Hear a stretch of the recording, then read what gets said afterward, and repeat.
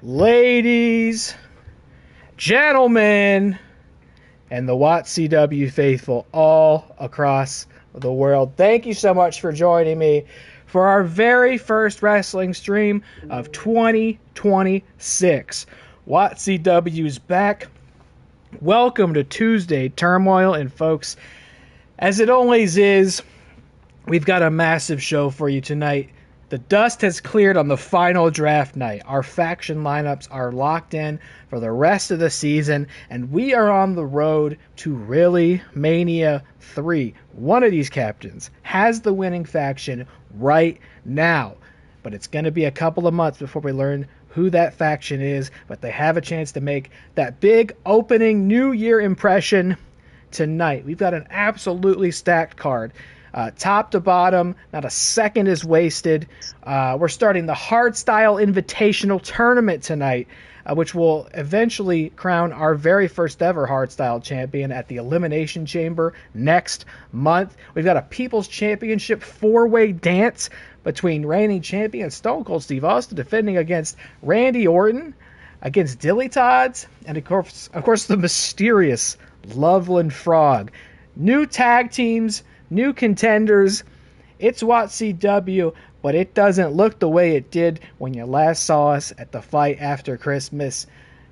Welcome back, folks, and as you see, we're going to have, regrettably, to open the show, a King Moose Town Hall, speaking on behalf of the faction known as the Sword, having gradually made their presence known in and around this league for the last couple of months, keeping me on my toes, looking over my shoulder.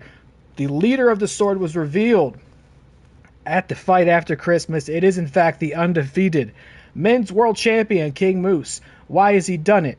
What does he want? We will find out finally what the Sword's mission statement is. But before we get there, I have to welcome my fellow commentator on the desk here tonight. He is the captain of the newly branded Cryptid Cowboys, folks. Welcome, Connor Breedlove, aboard. How we doing? Oh, it's a great day. Gonna see some freaks fight it out tonight.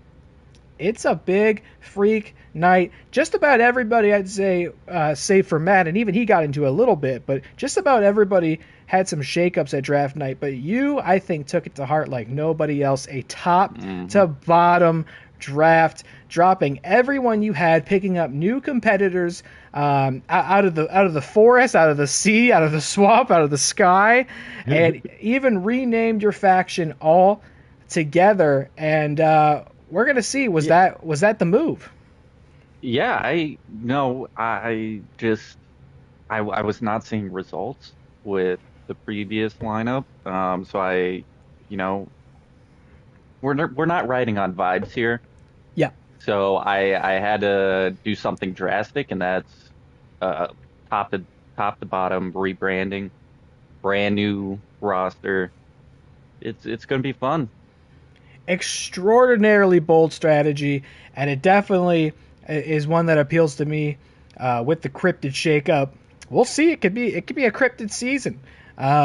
We might be their world and we're just living in it. We'll get to start finding that out tonight, as many of those cryptids will make their in-ring debuts. And they're not alone. We've got the Joe Black in the chat, somebody who's had a lot of chatter and rumors and speculation.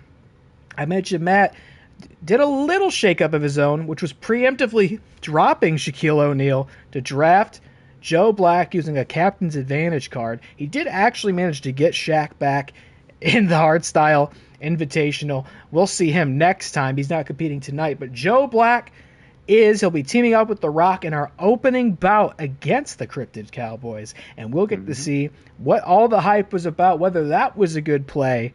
The Rock, his third tag partner this season. Is this the duo that's going to click? We'll find out shortly, but before we do, let's go ahead and bring out King Moose and see what this is all about. I'm dying to know.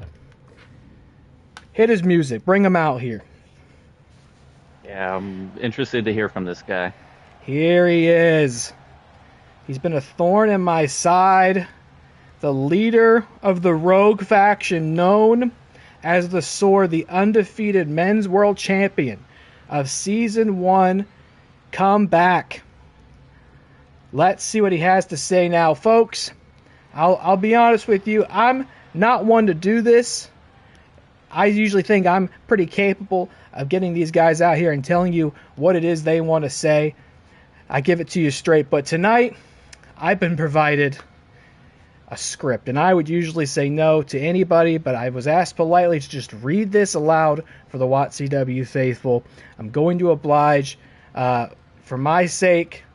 And I've not pre-read this. I haven't screened this. I don't know what it's going to say. So bear with me. It's time to give you what's been sent to me entitled The King Moose Address. We got DillyTodds in the chat. He'll be competing tonight as well. What's going on, Big Papa? Excuse me. All rise for your king. 667 days. That's how long it's been since I last defended my WATCW Men's World Championship. A title reign that culminated, though never ended, when I was victorious in the main event of ReelyMania 2. My reign didn't end, but this league did. And though it disturbed me, I eventually made peace with the reality that my title reign outlasted the very institution that it represented in the first place. The show ends with me, undefeated, title around my waist, smiling because I've proven I am the very best of them all. A fitting finale. And then WATCW came back. It was music to my ears. A chance to return with my title, to defend it against stars both new and old. An opportunity to pick up right where we left off. It'd only be a matter of time before I got the call to come back, right? But the call never came. Draft night arrives. I am not on the list. The greatest world champion of WATCW history is not on the list?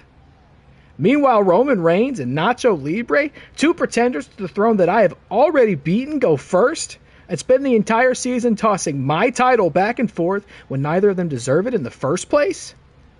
That call never came. I was treated as if I didn't exist at all. My legacy wasn't just taken from me, it was being erased altogether. This league wants you to forget your king. And that's when I realized that it wasn't just me. There were other greats, institutions of this league, former champions as well, who had been ostracized, ignored, erased, forgotten. WATCW had simply moved on from us in favor of a petty, artificial war. But this league doesn't exist without our blood, our sweat, our tears, our sacrifices. You stand in the ashes of our accomplishments and pretend you can't even smell the smoke. You can't just move on from us, OFB. I won't allow it. So I stopped waiting for my moment to arrive. It was time to take it. Take this league back altogether. If WATCW truly is at war, then the king needs to build an army. But the sword isn't one of your childish factions. It isn't concerned with points. It doesn't answer to anything but my rallying call. And the sword is here to restore order. The sword is here to return you all to the glory days of WATCW, with your king finally on the throne where he belongs.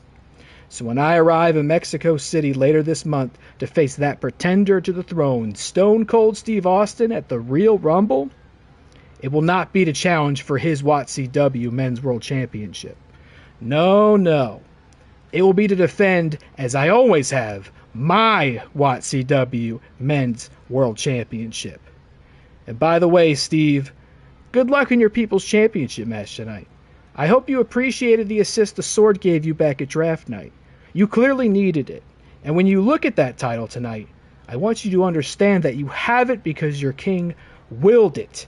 And I want you to bring it with you to the Real Rumble, because I want you at your absolute best. Because then, when I beat you, these people will understand that I am the undisputed champion of WATCW. And as for that army I mentioned, they're getting pretty eager. I think some of them are ready to show their faces to you tonight. Kneel for the sword. And that's it, folks. Please don't ever make me do that again. Don't ever hand me scripts, PDFs. I'm drawing the line there. I've read his address, the King's speech, and there you have it. King Moose is back. He will challenge Stone Cold Steve Austin later this month at the Real Rumble. And seemingly, seems like we're gonna see some new faces from the Sword. that is what was being alleged here. He wants to be the undisputed champion of this league. He wants to restore glory to this league. And apparently, seemingly, will continue to do that by revealing more members of the entity known as the Sword tonight. Good grief. What a mouthful. Oh, I'm going to be honest. I don't know if there's glory to be restored. I think WATCW's at the top. So I don't know what glory he's talking about. I'd be inclined to agree. I think we're in the golden age of your premier virtual wrestling league. And look no further than what's coming up next right now. It's some tag team action with the Real Wrestlers and the Cryptid Cowboys. Getting freaky right off bat. I love it. Let me get my first poll up for the night. It had the leftover results from my last poll, which was who will win between The Fiend and Mrs. Claus. Wow. What a match. The Rock and Joe Black, as well as Mothman and Jersey Devil. And looks like Joe Black is out first.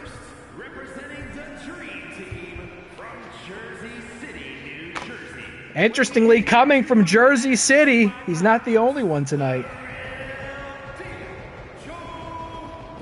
The real deal Joe Black, the newest real wrestler, a team that doesn't switch up its allegiances often, but had to make room to bring Joe Black, a true mystery man, a dark horse potentially, to our league. You no longer need to speculate. Soon you will know what Joe Black has in store for us right here tonight in Phoenix, Arizona. I'm sure it feels a lot different in Arizona than it does in our neck of the woods. It is bitter out. It is fucked cold. Yes, it is. It is terrible. I took out the trash right before I came down here, and it's like a little 2-minute walk to get down there, and man, my face was in pain by the time I came back. It's so cold. I did all my errands today in pajamas because I was like, I don't want to get dressed. I want to stay comfy and warm. No good reason to be out there. Kids had a snow day. They pulled off a 6-day break here. That's crazy. Lucky. Joe Black likes the colors. He came off the community creations in purple, but we had to switch him up with some gold to match his team and the Real Wrestlers. Here comes his tag team partner, The Rock. I mean, what a way to debut, not just in the teams division, but teaming up with The Rock. Coming down with Matt Thomas. We heard from Matt earlier tonight. They stayed loyal like they always have. Now the question is, can they stay winning? They enjoyed a little time at the top. Number 1 spot. For a moment there, it seemed like they were the team to beat. Currently sitting at number 3 now. Now's the time to turn things around and make their ascent. Can they do it? The teams division, not one that they've had enormous success in. I do recall The Rock and Shaq, I believe back at perhaps it was Halloween Riot. They did enjoy a title shot against, I believe it was Mr. X and Shawn Michaels at the time. They were unsuccessful there, and now they will face the new Cryptid Cowboys tag team. We'll see if they have better luck here tonight, or if they will once again fall to the red and black. Matt is in the chat. Matt is at ringside. He's ready to see how his new duo performs here tonight in their debut.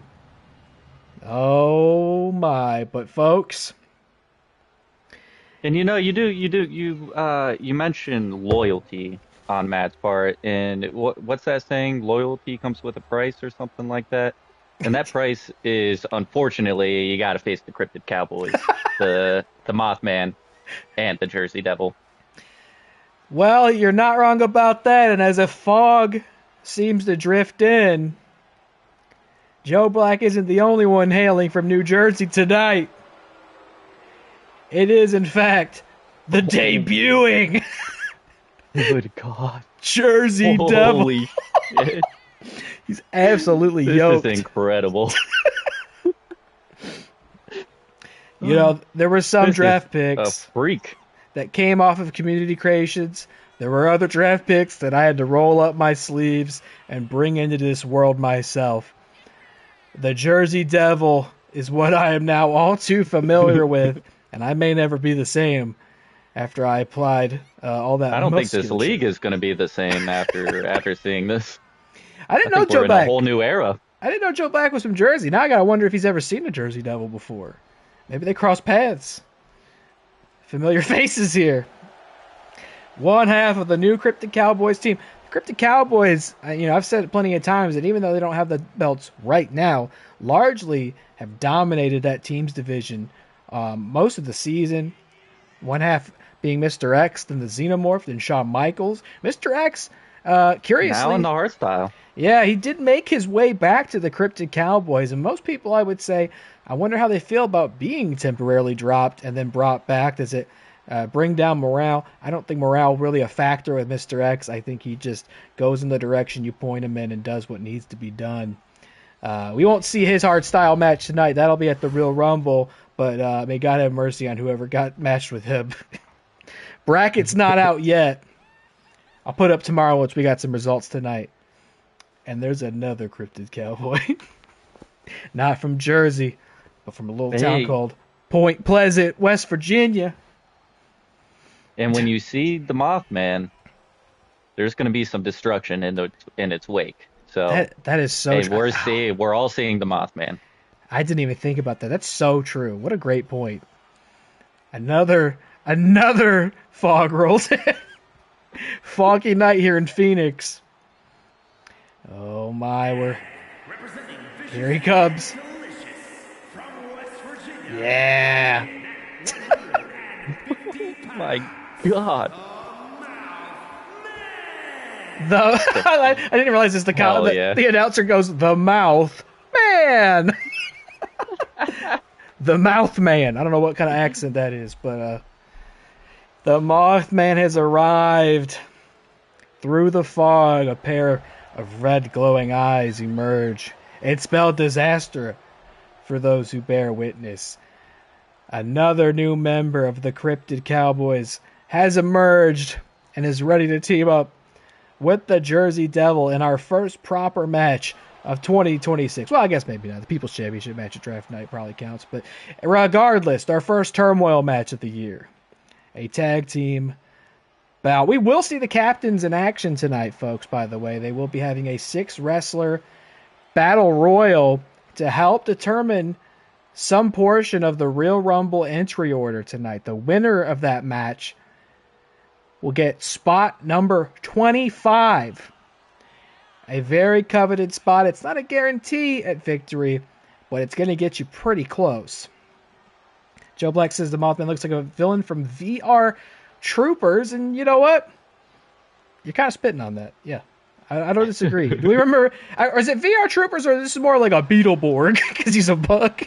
Remember Beetleborgs? I am seeing a little Beetleborg in it. I don't. Sure. Now I kind of forget what VR Troopers look like. I know they're very Beetleborg adjacent. I'm gonna Google VR Troopers. Oh, okay, because VR Troopers, they're definitely very. I mean, they're all Power Rangers adjacent. They look way more Power Rangers to me. I'm gonna look up a Beetleborg now. I can't believe a Beetleborg's never wrestled in this league. Oh, Beetleborgs were sick. They were sick as hell. Little bug rangers. They were the ones who had the weird Jay Leno villain. What were those little figurine toys? They were like something Bones. Crazy Bones? Crazy Bones. Loved Crazy Bones. I had that ready to go. My cousins had hundreds of them, and I was so jealous because I only had a few of them. Mm-hmm. So I would go over there, and we would just compare Crazy Bones. Pretty sick memory, honestly.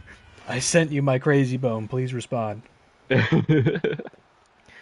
I remember going on a tirade about Crazy Bones on here not that long ago. I had that ready to go off the cuff. That's crazy.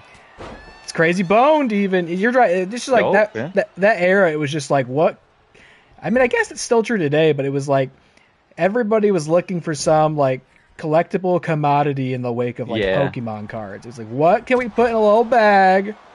You had clip tunes. Do you remember clip tunes? Oh, I don't think I remember. They were those little like, I think that's what they were called. And they had like clips. one stock. Hit clips. That's what it was called. Yeah. I never had one though. I must confess. I had a few. They started giving them out in I think McDonald's was giving out certain ones.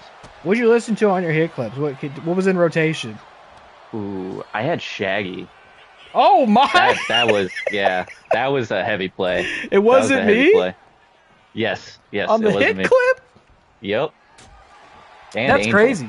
Because to me, there were two.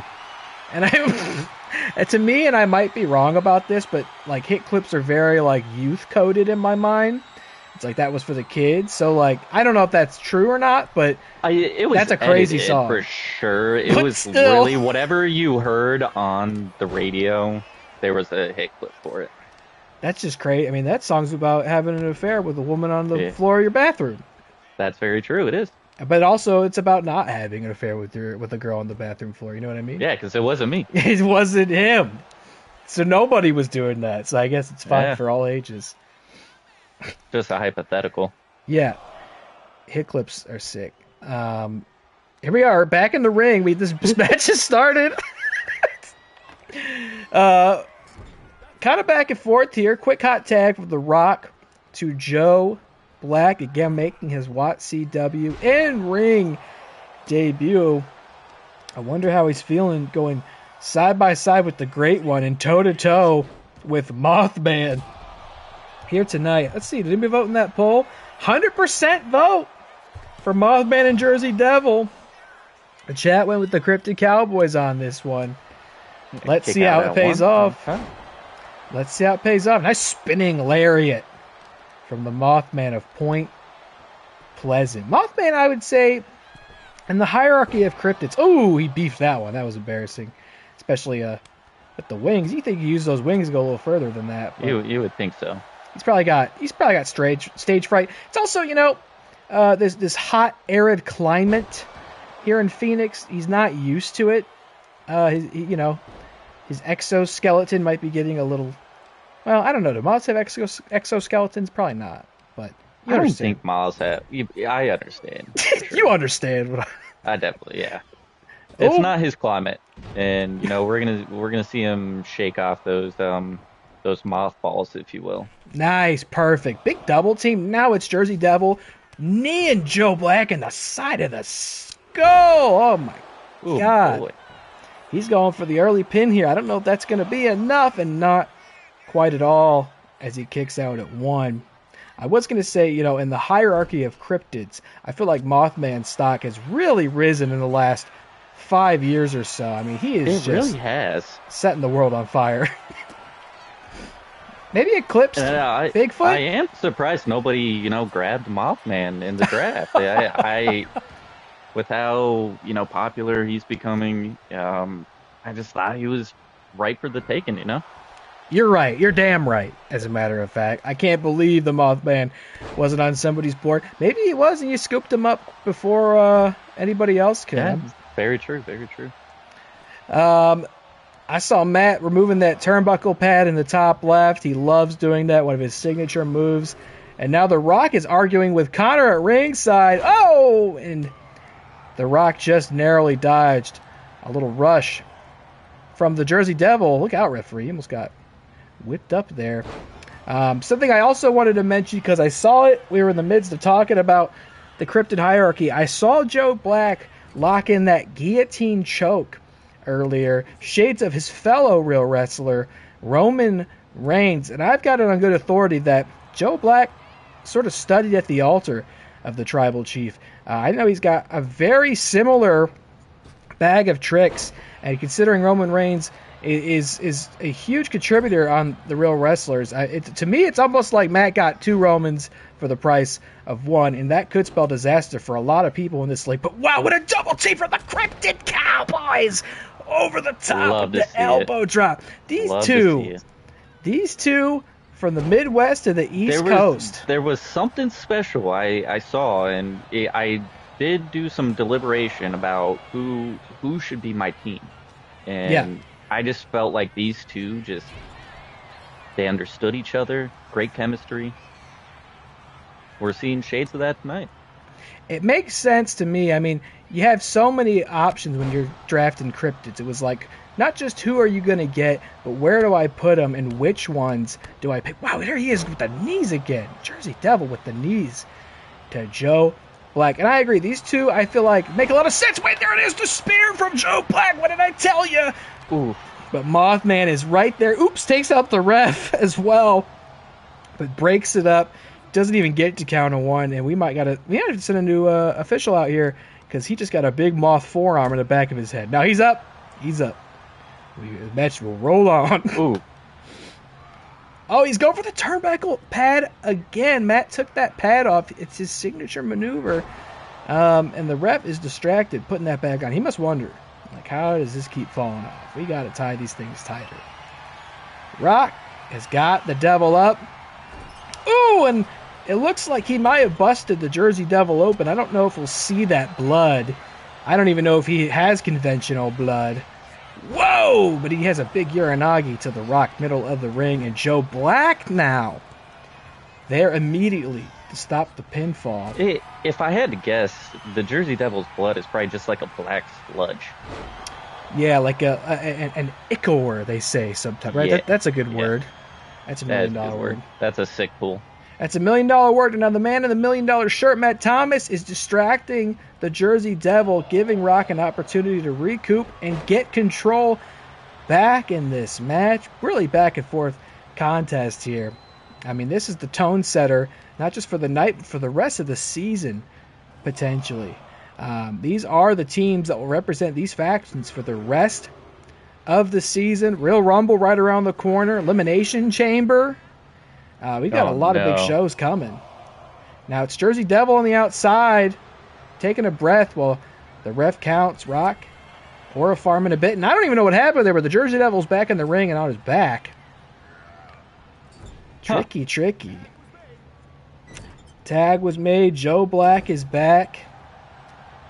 And I think it's time for that Mothman to get back in here. Yeah, the real wrestlers might enjoy 3 big points. Here we go. Devil whips him to the corner, and he does tag out. We might be in for a classic WATCW tag marathon here tonight. Mm-hmm. Wow. What a double team move. Mothman hooks the leg to Joe Black. Was Rock going to come in and break that up? He doesn't, but Joe Black gets the shoulder up. And I don't even think we've made mention, by the way, of a certain advantage card that I believe was played today. Would you like to share that? No? No, you go ahead. You go ahead. Well, folks, it's one of those subtle advantage cards. It doesn't come in the form of a sandwich costume or a Lily doll. It doesn't change it to an exploding hammers match, but it will reward the winner tonight with double points. Oh, that is right. I did play that card. I was like, wait a minute, what did I play? You're like, you go ahead, because I forgot. The double points card. So whoever wins this will not just get 3 points, they'll get 6 huge points. As the WATCW faithful in Arizona are chanting, "This is awesome." I couldn't agree more. It is awesome, and it'll be a huge boost for whichever team gets the dub tonight. As the Mothman with the flying elbow to Joe Black. Don't know if he got all of it. Where's he going? Over the road. Man, he's an agile little sucker. He really is. He's swift on his feet. Yeah, I mean, do you expect as much? And off his feet. 2 winged accomplices here. Another double team. These guys got crazy double team moves. Wow. And now it's Devil hooks the leg. Mothman's out. I don't see Rock coming in. Boom! That's the 3 for the Cryptid Cowboys. That's right. 6 points come back to the Cryptid Cowboys. Enjoying a little celebration here tonight in Phoenix. Vicious and delicious indeed. Look at these two. My babies. They did it, and their debut my match. Freaky little boys. That's what they are. They're freaks. They're the freaky little boys have done it. And once again, the Cryptid Cowboys are keeping a big presence here in WATCW's team division. Joe Black, sad to see The Rock take, or no, he took the pinfall, but it was The Rock who didn't come in for the save. I don't know if he was stuck on the apron already or if he had that opportunity. If he did, he didn't take it. And it was a great opening contest, a promising debut from a team we'll surely see more of, but it was the Cryptid Cowboys here tonight who got the victory and pulled 6 massive points home for the Cryptid Cowboys. I think that's going to help. That's going to help a lot. And anybody who bet on that is also going to enjoy some channel points in the chat. And I'll remind people, by the way, you can use your channel points to challenge for the WATCW People's... Wow, what a screen coming up here. People's Championship. That's a title that will be defended later tonight in our main event and a fatal 4-way match. But you can use your channel points to make a challenge for it at the Real Rumble later this month. Basically next week. I just haven't put it on the calendar yet. But it is right around the corner, and you can be the one to challenge the next champion, whether it's Steve Austin, the Lovewood Frog, Randy Orton, or even he's in the chat, and he's held it before, the great DillyTodds. But now we move over to something a little different as we begin the Hardstyle Invitational. Let me get my poll going here. Who will win? Hey Kill or Art the Clown? A question that's plagued civilization for decades. Now, this is interesting because Hank Hill currently has the WATCW men's, right? He has the Twitch Championship. The Twitch Championship. That's right. The Twitch Championship. The champion of this very channel, yeah. Yeah, and now wrestling in another Bro,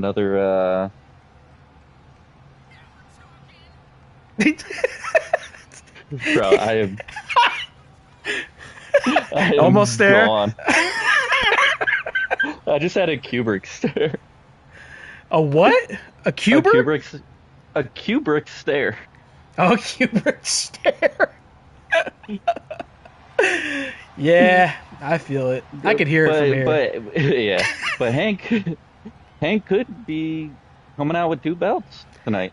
And I'll give Chris his flowers on that draft pick in a moment, but I will ask you, of course, last time we saw Hank, he was sporting red and black for the then Righteous Cowboys. Now he is a Heritage Heartbreaker, still holding the Twitch Championship. Was it a difficult decision to drop him at the draft, or was that always the plan? It was very difficult to come to terms with. It hurt, and it did not come easy to drop him, but I'm glad to see him on the Heartbreakers.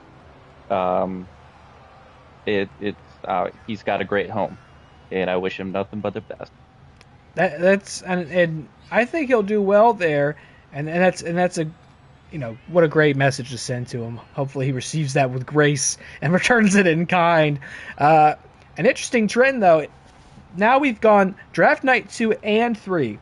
Both featured the current reigning Twitch champion on that day getting dropped by his faction and then drafted by Chris. He did it not once, but twice. The first time it was DillyTodds, and logically he drafted him into the Twitch division. Hank was about to end the night as a free agent until I made the surprise announcement of the Hardstyle Invitational, and Chris said, "Give me Hank."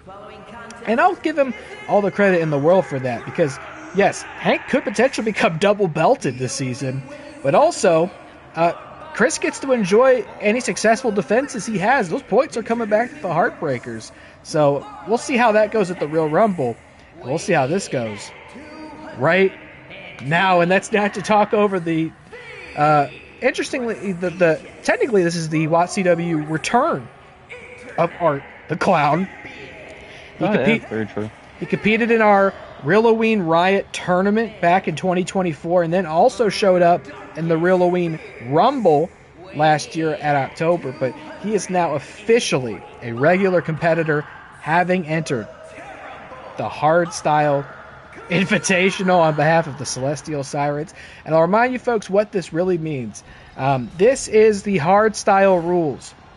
As you see, no ropes, there's no disqualifications, and there's no pinfalls. You have to win a match by submission or knockout. Weapons are legal. A decision can happen in or outside of the ring. And you can see the top donating members of the WATCW Patreon outside at ringside. The WATCW Faithful Fight Club. As you can see, Fat Joe out there, by the way. People don't know this. Fat Joe is a huge WATCW fan. He's one of our biggest contributors. I think we might put up a statue or something for him soon to honor everything Fat Joe has done for us. Here we go. We're already at ringside again. No ropes. This is no nonsense. This doesn't have the regular prestige or restraint of a classically sanctioned match here in WATCW. Hank just throws Art into the steps there. This is really all going to come down to who's the toughest. What are you willing to do? What boundaries are you willing to cross to break your opponent and prove you are the toughest? Hank whips Art back up into the ring. Hank taking early control of this. I don't want to say I'm surprised, but look, I wasn't all that shocked that you did drop Hank. And if I was in your position, I probably would have done the exact same thing. It's a tough call to make because he is the Twitch champion in that moment. But it was also his winning that title is the first win he's had all season in any division, as he puts Art in the Boston Crab here. So, Twitch champion today, yes, but what if he's not tomorrow, and then you've got him all season? Yeah. And that's what it came down to is, I do have largely an unproven team, but Hank was also unproven. Yeah. Until just recently. I had to look at what he's done for the team, and until that point, not much. I hate to say it, but not much. Totally fair. I mean, I imagine it was a no-brainer until he won that ladder match and got the Twitch title. And now he's getting a trash can from under the ring. Nope, never mind. Change his mind. Change his mind. No. Okay. Never mind. That's not what, that's not what that's for. Hank, very typically a traditional, wow, what a crossbody off the ring onto Art the Clown. I was going to say, not a fancy guy, pretty traditional, blue collar, classic kind of guy. Maybe loses his temper here and there, but maybe not somebody I'd expect to have a lot of success in hardstyle. But we'll see. He's holding his own with Art there, and I mean, it would be a hell of a way to prove the doubters wrong. I mean, this would be. Hey, we do have to mention Art the Clown doesn't have many boundaries. Oh yeah, no, for sure. So can Hank match that and exceed that? I agree. It's the hardest of the night. 100%, and not surprised at all that Nick drafted Art the Clown, and I think he's a perfect fit for hardstyle as he hits the airplane spin on Hank. He's going to be hella doozy. By the way, Hank smushed that trash can. He brought that out, and then it was his undoing, and now it is Art. That trash can is flat. It is smooshed, and Art is in control here after a little leg drop. Art made appearances, as I mentioned before. Now, how will he go as an actual member of this league with a win-loss record? Can he handle the heat? Can he take the pressure? Especially, look, not only would he win here tonight in his official debut, but he'd also do it by beating a current champion. I mean, what a way to make an impression. And now it's Art who puts Hank in the Boston Crab outside. Will Hank tap? No, not quite. It will take more than that to keep Hank down. But he's got the rear naked choke. Is Art going to tap? Nope. And we keep going. Art's looking for something under the ring there. A trash can of his own, and he throws it at Hank. Didn't hesitate at all. Can't hesitate in hardstyle, but Hank clotheslines his damn head off, and he's calling for something. Art's getting to his feet. Hank's got him. Oh, he was looking for one of those classic propane power bombs, but Art scouted it and reversed it. That is tough. You get momentum like that, it's tough to get it back in hardstyle once you've lost it. But what does Hank got now? I think he's going for it again. He's got it this time. Propane power bomb on the mat. Oh no, baby. On the mat. And we're talking about cards tonight. Good time to mention that Nick also played one of his while I was making this show, and that advantage card made it so his entire faction was booked tonight. All 6 members, including Art the Clown. Hank with the rear naked choke. Is Art going to tap? No. The faithful Fight Club outside was calling for it, but it didn't happen. We're not there yet. What a battle. And this isn't even the only hardstyle match we'll see tonight. We'll see El Diablo de Patas' Zangief make his debut tonight against a mystery free agent. Oh, Hank did it! Hank knocked out Art!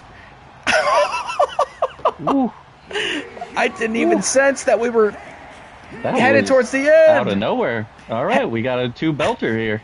Hank knocks Art the Clown. Well, no, he's not the champ yet. This is just no. This is just the opening round. This is just one match. Okay. Yeah. So we've got 2 matches tonight, 2 at the Real Rumble, the semifinals at the next Turmoil, and then the final will be at Elimination Chamber next month. So we've got a little 8-person tournament. That was the opening bout of that tournament. I could hear you being like, son of a bitch, I dropped this dude, he's double belted. Are you kidding me? Not yet, but maybe he's on his way now. Hank will move on to the next round.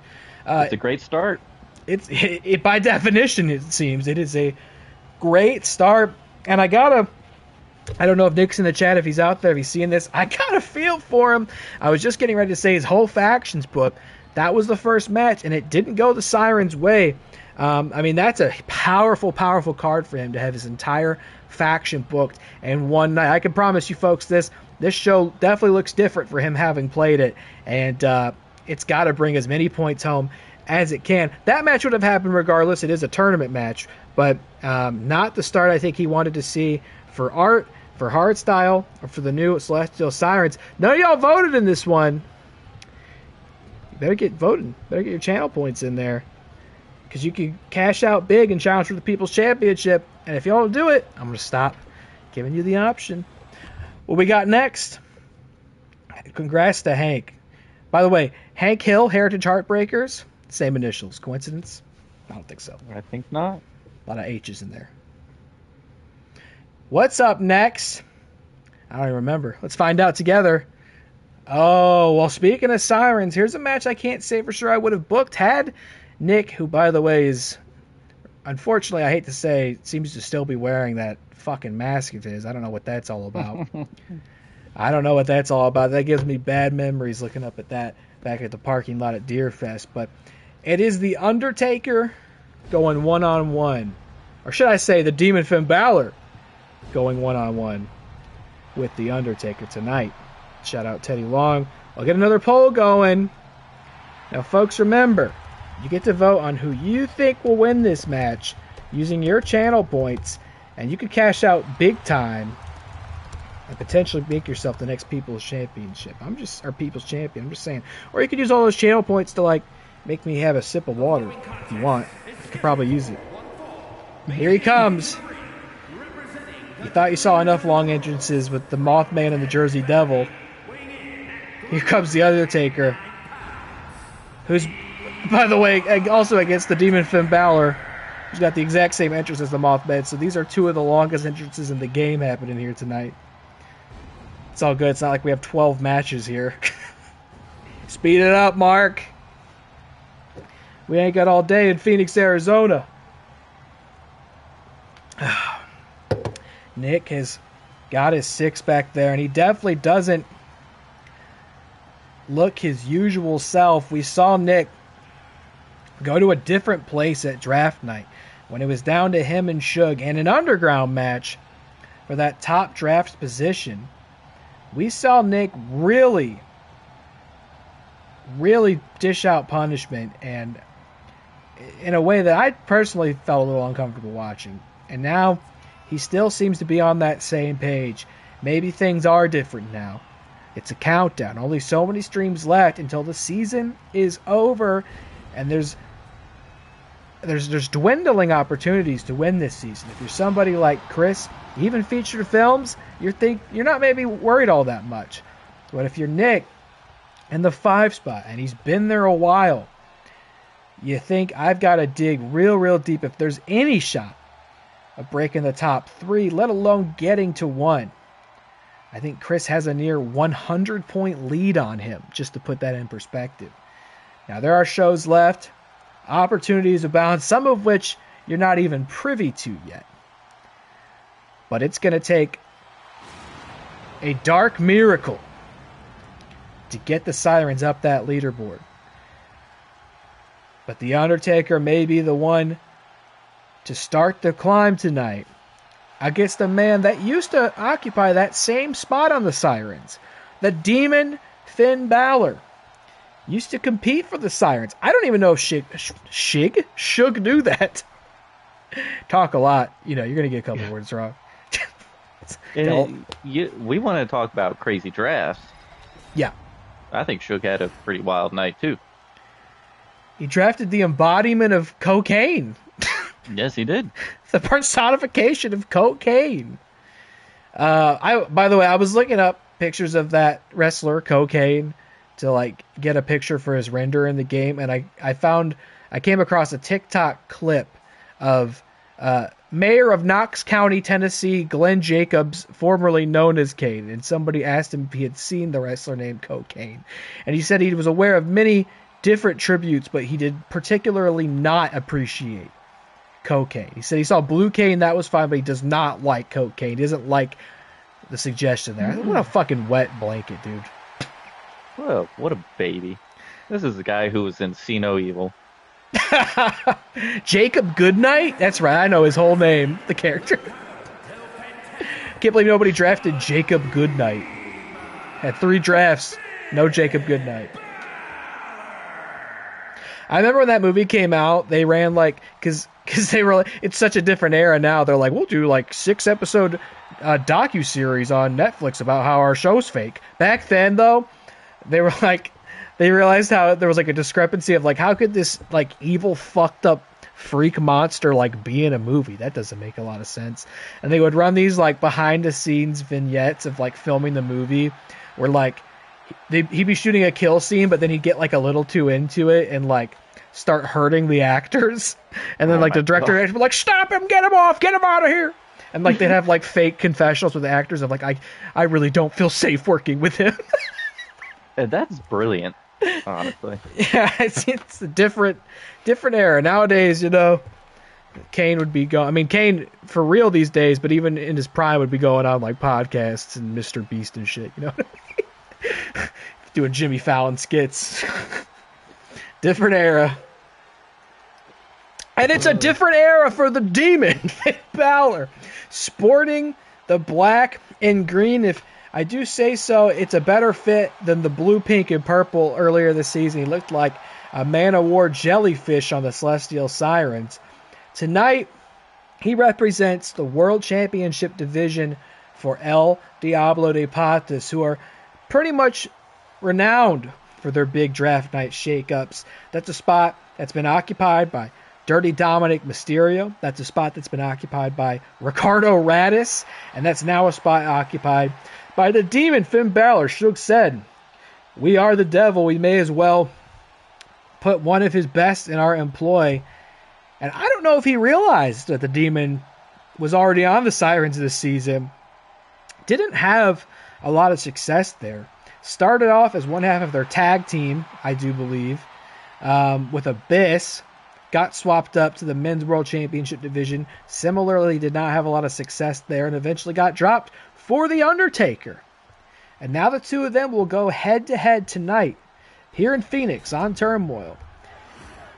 Will that have proved to have been the right choice for Nick, or did he fumble the Demon who competes for Shug tonight? The bell rings, and we have two very dark and spooky opponents. They harness the darkest. Spooky night lately. It's spooky out here in Phoenix, man. You're not wrong about that. They draw on the darkest of forces to empower themselves in the ring. Undertaker has a long, long legacy with that darkness. The Demon, a little less so, perhaps even has lost touch with it in recent years, but harnesses it once again to try and pull a big win against the Deadman. And there is that very strange mask on Nick Muhlbach at ringside. I feel like I'm looking at somebody entirely different when we're talking about dark energies. I see that out there. And I know that man is dark-sided. Undertaker hits the ropes big.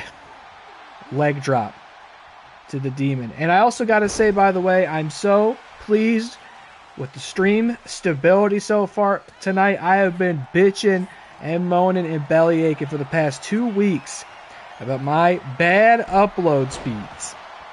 So I wasn't even sure if this was going to work tonight. They were so bad. I mean, we're popping at like 3-4 megabits per second. But we seem to be up and running and back to form tonight. We're hitting a crisp 10 to 11. I don't mean to humble brag. We might be even getting 11 megabits. And it seems to be running real nice. They gave me some gobbledygook answer yesterday about it wasn't even a problem at my house. It was a problem at somebody else's house. Like, oh, it's feeding a bunch of noise into the upstream. It's like, brother, what are you talking about? I ain't got time for this. And I thought for sure that would not be fixed by today, but apparently the Spectrum Commandos kicked the doors down and fixed whatever problem was going on in that house. An entire street over. Not even on my street. Oh my God. It seems to be working. Spectrum. So we're coming at you. Tuesday Turmoil, surprisingly, brought to you by Spectrum tonight. All right, you know what? Poor internet speeds, well documented on Turmoil. I have to remember a match I had it. Oh, wait a minute. Oh, wait. Undertaker almost got the pin. Demon rolls him up. Undertaker's back on him. Ooh. Back and forth. Demon goes Oh for my another God. one. This is crazy. Oh, this is insane. Who's going to get it? No, Undertaker kicks out. Nobody's getting it there. That was nuts. That was crazy.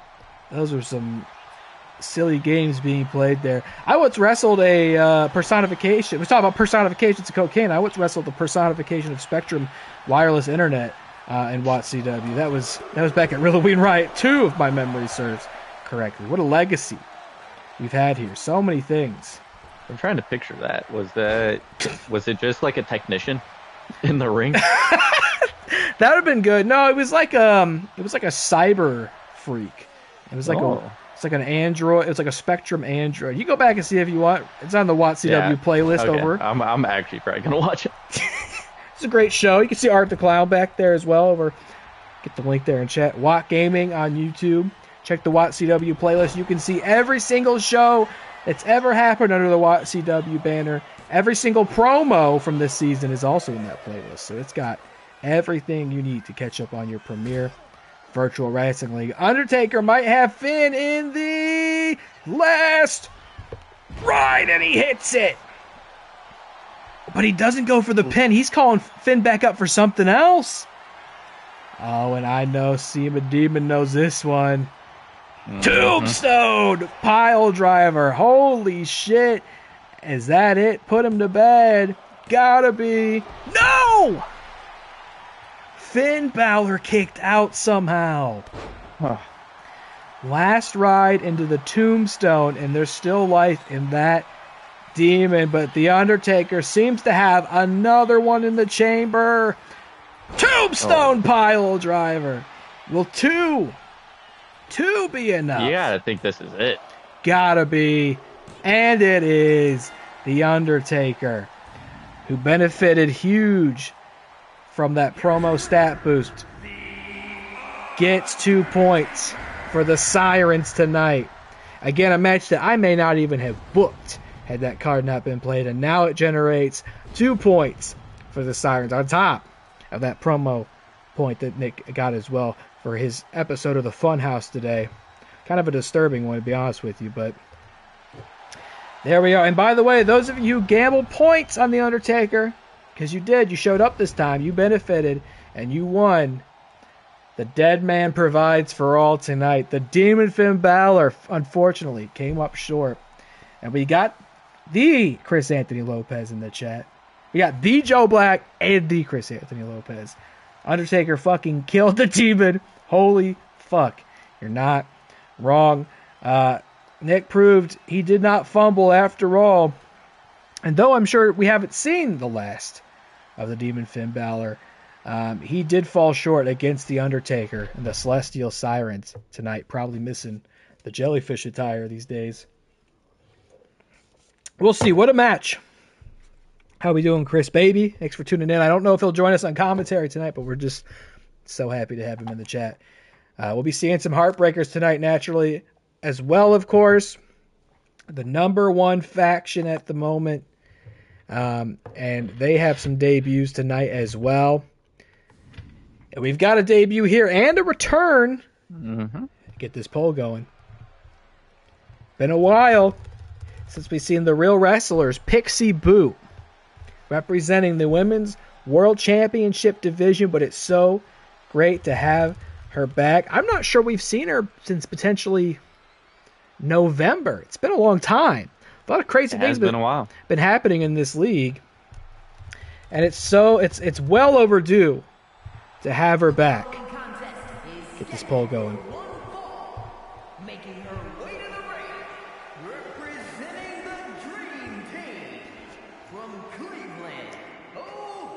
Cleveland. The former inaugural People's Champion Pixie Boot is back for the Real Wrestlers tonight. We haven't seen her in a long, long time, but she's rested up, she's prepared, and she is the one who benefits from Matt Thomas's promo stat boost tonight that will give her perhaps a competitive edge over the debuting Trish Stratus here. Pixie has been chasing that Women's World Championship all season, has gotten close a few times, but never quite. And now that we're on the road to ReelyMania, can she finally have that run that puts that belt around her waist and makes her a champion of the world? Get your bets in, folks. Pixie versus Trish. By the way, I have it on, I understand Pixie pretty excited about this match. A big fan of Trish Stratus back in the day was what I was told. So, a distinct honor for her. We'll see if Trish feels the same tonight. Here she comes in the black and green. This was the pickup on draft night. That's right. This is a big one because, by the way, I think I said this. I unlocked this Trish Stratus that very day. Your OFB provides. He cares. He wants to make this league the best it could be and give you the best options imaginable. Had I just not logged into this game that day, we would not be seeing this right now. That is Trish Stratus in her 2003 era, her Stratusfaction era, and now she makes her debut here on WATCW for El Diablo Del Patas. Here we go, middle of the ring, Pixie and Trish locking up, keeping it respectable. A classy beginning. Trish comes around the rear here. Nice. Trish, of course, this is you got to win this. Pixie, haven't seen her in a long time, and that can happen. Look, it's tough. There's only so many spots in the league, on the show, and too many losses, or even just a really unfortunately timed one, it could be a long time before we see you again. And Pixie, unfortunately, did kind of fall victim to that, but now she's back and has to make the absolute most of this opportunity tonight to keep herself in title contention, while Trish making her debut.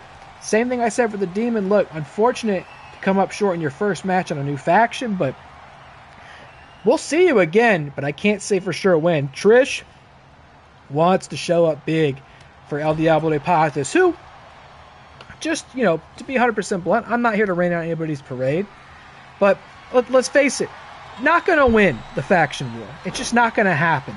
They've been in 6. They've had a lot of trouble getting points for a long time now. And so the question is, what goals do you set then? If I'm not going to win this whole thing, what can I do to make it feel worth it? Maybe it is just... If it was me, I would be causing as much chaos as possible. That's right. And, I mean, I think that's Suge's motto.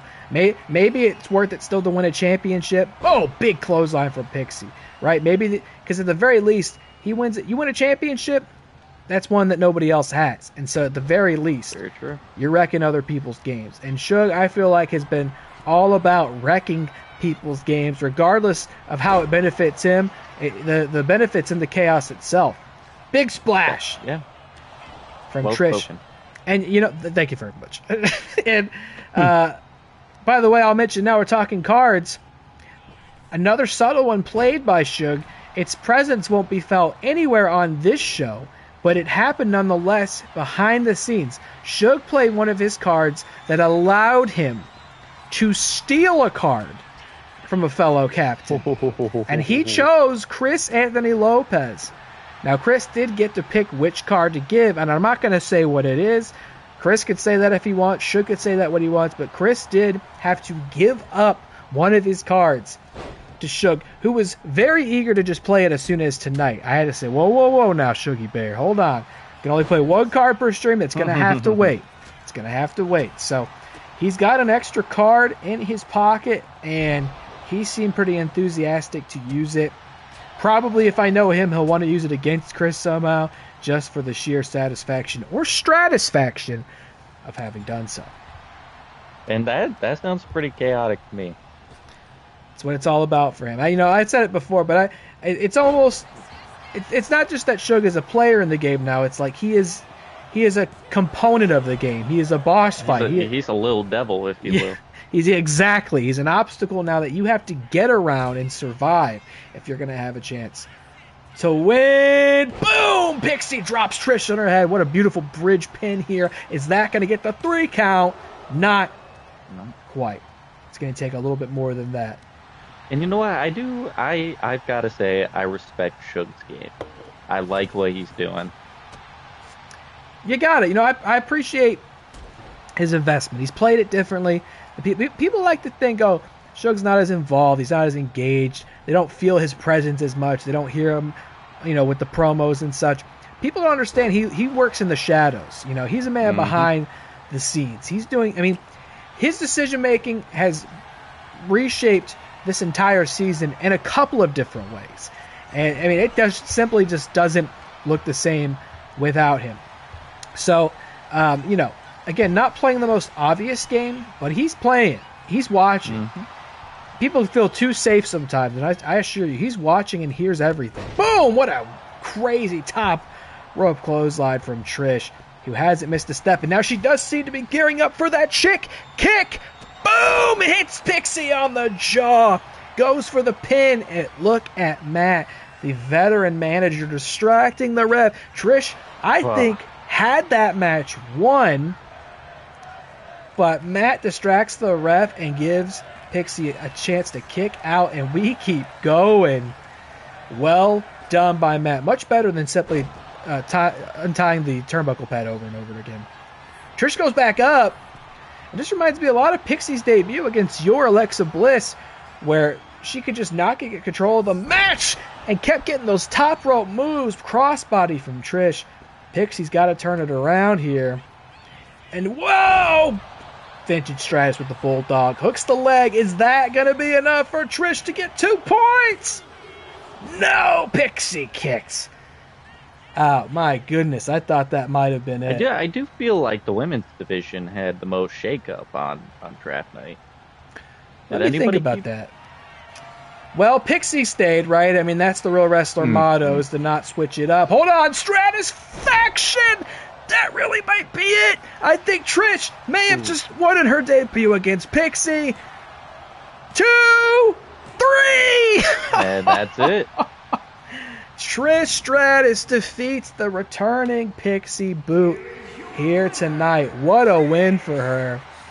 And this goes back to what I was saying, by the way. First of all, huge win for Trish. She's about as great of a women's wrestler as we've ever seen. Total potential as a champion, especially after that win. But you got to also think, for the real wrestlers who are in that upper echelon, 3rd place right now, who could totally continue to climb, that's now 2 points they don't get. right? 2 points in Shug feels like a drop in the bucket, maybe. You know, who knows? Like I say, he's not going to win this season, but he's taking points away that could benefit Matt in a big way, or anybody that El Diablo de Patas wrestles. That's, I think, their presence in this game right now. It's not about winning the season. It's about making sure you don't. And that's a bitter pill to swallow. And unfortunately for the real wrestlers, coming up zeros so far, not Joe Black, not The Rock, and now not Pixie Boot, emerging victorious here tonight. We haven't seen the last of them in Phoenix here, but they're going to need a win later, that's for sure. Congrats to the debuting Trish. A demonstrably great pickup for El Diablo de Patas, and that is who y'all voted for in the chat, so you enjoy some bonus points for choosing correctly there. What have we got next here in Phoenix, folks? Oh no, the game crash. All right. Let's get this show back on the road. It's time to dust off a little catchphrase that used to get a lot of play on the stream, which was, "It's always something." I just got done popping off all happy because my internet's working properly. It brings me so much joy to come in here and do this without any interruptions or problems. And then WWE 2K25 crashed, which, as you may know, is one of the great joys of streaming off of your console is that when the game crashes, when there's no game running, it immediately ends the stream. So we are, in fact, back. It wasn't an internet problem this time. It was this awful, terrible, fucking worthless game crashed, which is actually potentially really concerning, because I've noticed that this game crashes a lot in exhibition mode lately, which was not true in the past. Like every two or three matches in exhibition mode crash the stream, or crash the game. I don't know if I've ever seen it crash in universe mode before. And if that becomes a regular occurrence, we're going to have to really reconsider how we do these, because not only is it the inconvenient aspect of the stream ends when the game crashes. Let me get a poll going, by the way. Don't worry, I got the poll coming here. Not as it only crashed the stream, which is of course incredibly inconvenient.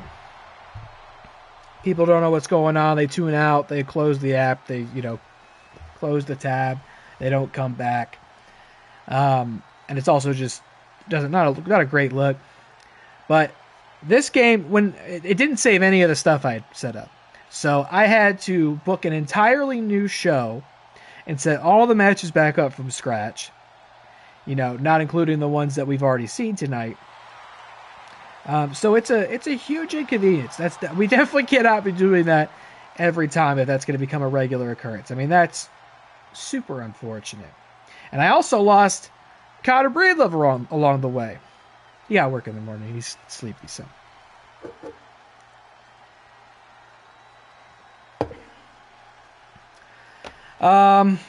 No, I don't take it to heart the same way I do the internet thing. Because, to be clear, the internet thing upsets me because I'm like, somebody can fix this and just isn't. Although seemingly has. Nobody's going to fix this godforsaken game. No, it's still deeply frustrating, but no one's going to fix this game. Especially, they've fully moved on from this game, so they truly are not going to fix anything remaining in this game. But they don't fix anything in these games.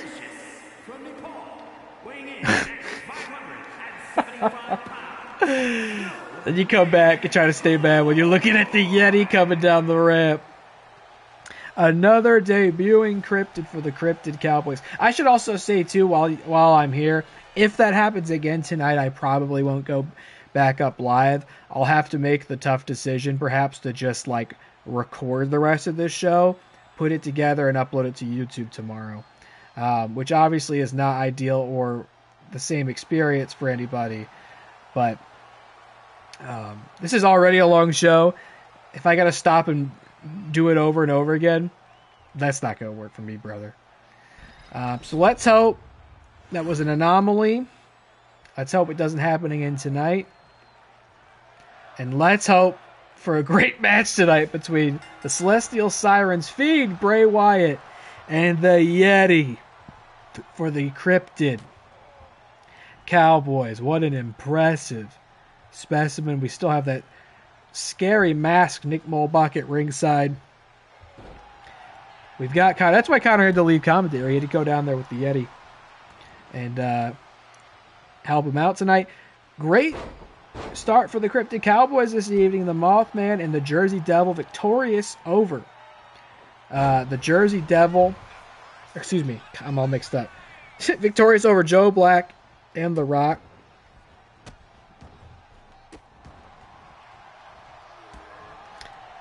Text in the group chat.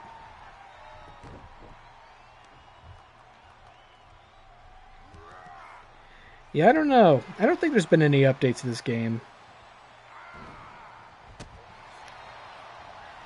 Trying to think if any updates have happened that could potentially have introduced that issue. Because that's, of course, the fun thing with this game.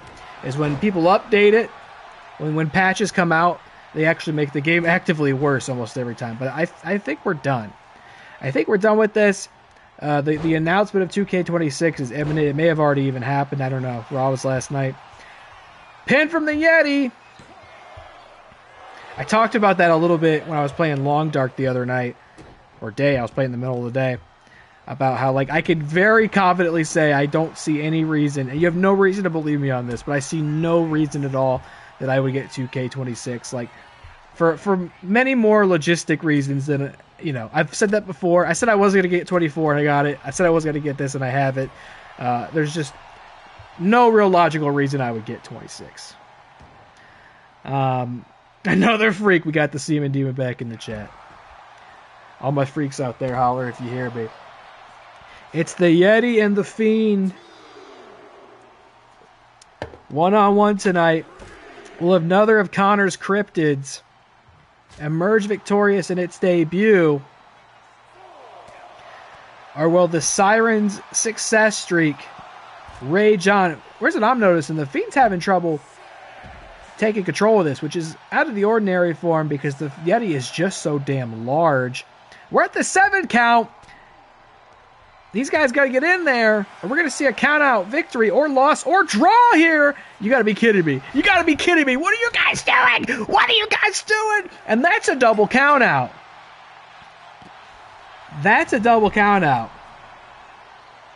That's no points for anybody involved. That was an unhinged Yeti out there with the 1.5 lackluster. We gotta send that thing back to wrestling camp because it lost total track or sight of what's going on in there.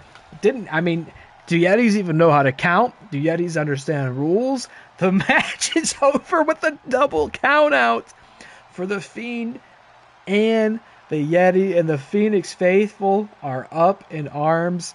They are not happy about that after a game crash returned into a double count out. We hit next match. I might be saying goodnight right now. Let's see.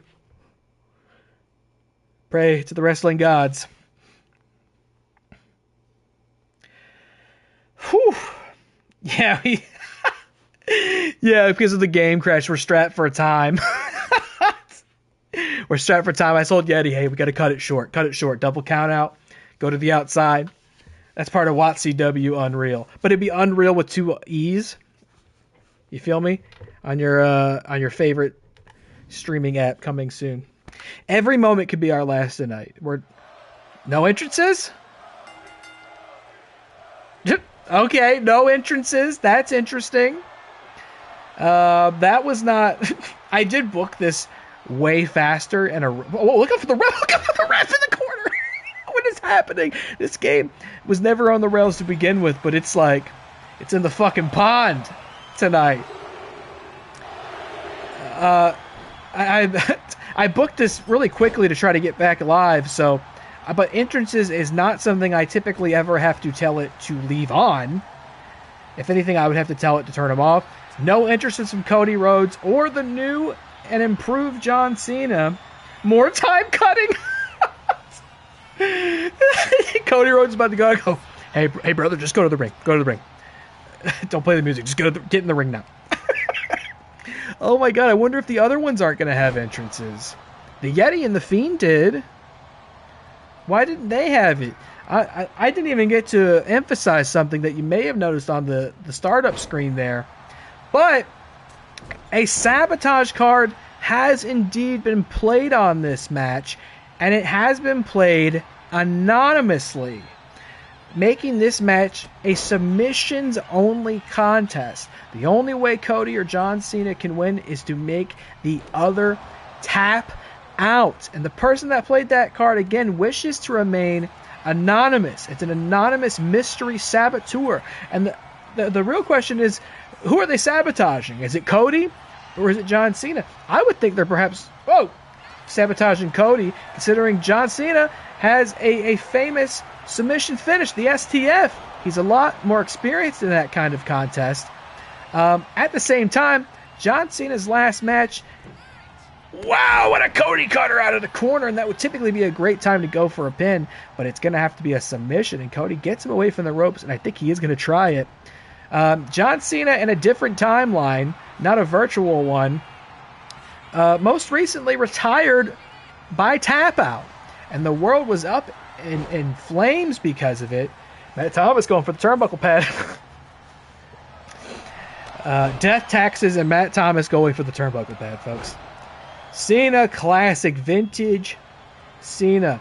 Who's going to tap out, and who is under attack by way of the mystery saboteur here tonight? And this was what's so exciting and fun about this late season era. Road to ReelyMania. I feel like it's all hands on deck. People are playing cards. Everybody's cutting promos. Everybody's trying to get every little edge they can possibly find to get an advantage on the way to ReelyMania. Wow, looking for a top rope 5-knuckle shuffle, and Cody rolls out of the way. The championship matches will be during ad breaks. Oh, man. Oh, wait a minute, Crossroads! Thanks for the clip, DillyTodds. Big Crossroads from Cody, again, would be a brilliant time to go for a pin, but today it's going to be working. Oh my, the arm and the neck wrenching back there. Will John Cena tap out? And if he does, will it be with a smile or a frown on his face? John Cena, been a member of the Heritage Heartbreaker since draft night number 1, but coming in with a different flavor tonight. He was representing the DDT, the NWO, the HWO, the MWO, and the tag division with MrEliMac, but he's taken the t-shirt off. We got the classic buzz cut, and there is that STF, the John Cena submission finish that I thought, and maybe still will, have a huge impact on this match tonight, but not quite yet. And what you're going to see here is a rear naked choke from Cena to Cody. These are two competitors, of course, who have a lot of experience with one another. Some people thought we would never see these two, oops, didn't quite get that, mix it up ever again, but that's what's so great about WATCW. You'll see things here that you can't see anywhere. You'll see the Yeti and the Fiend get a double count out on the outside. You'll see the stream get cut out unceremoniously due to the game crashing. And there's some things you can't see anywhere, like the entrances to this match. You'll never see those. You have to pay for WATCW Plus. Matt once again distracting. Wow, what a moonsault out of the corner. Matt's been very active tonight. Whoa, Cena with the spine buster. Typical. Connor said typical. Did I get the poll up for this? I forget. No, I didn't. Choose outcome for the Fiend and the Yeti. I maybe I have to start including a third option because nobody won that match. I'll say the Yeti, I guess. Hey, the attitude adjustment. We'll get a poll going. Who will win? John Cena or Cody Rhodes? It might be John Cena right now. Pull it back on that neck. And this submission-only match. You'll see Matt Thomas unwrap the turnbuckles every match. You'll see it every match, but you can only see it here. in WATCW, baby. Thank you again for sticking with us, for tuning in. Apologies, as always, for the technical difficulties.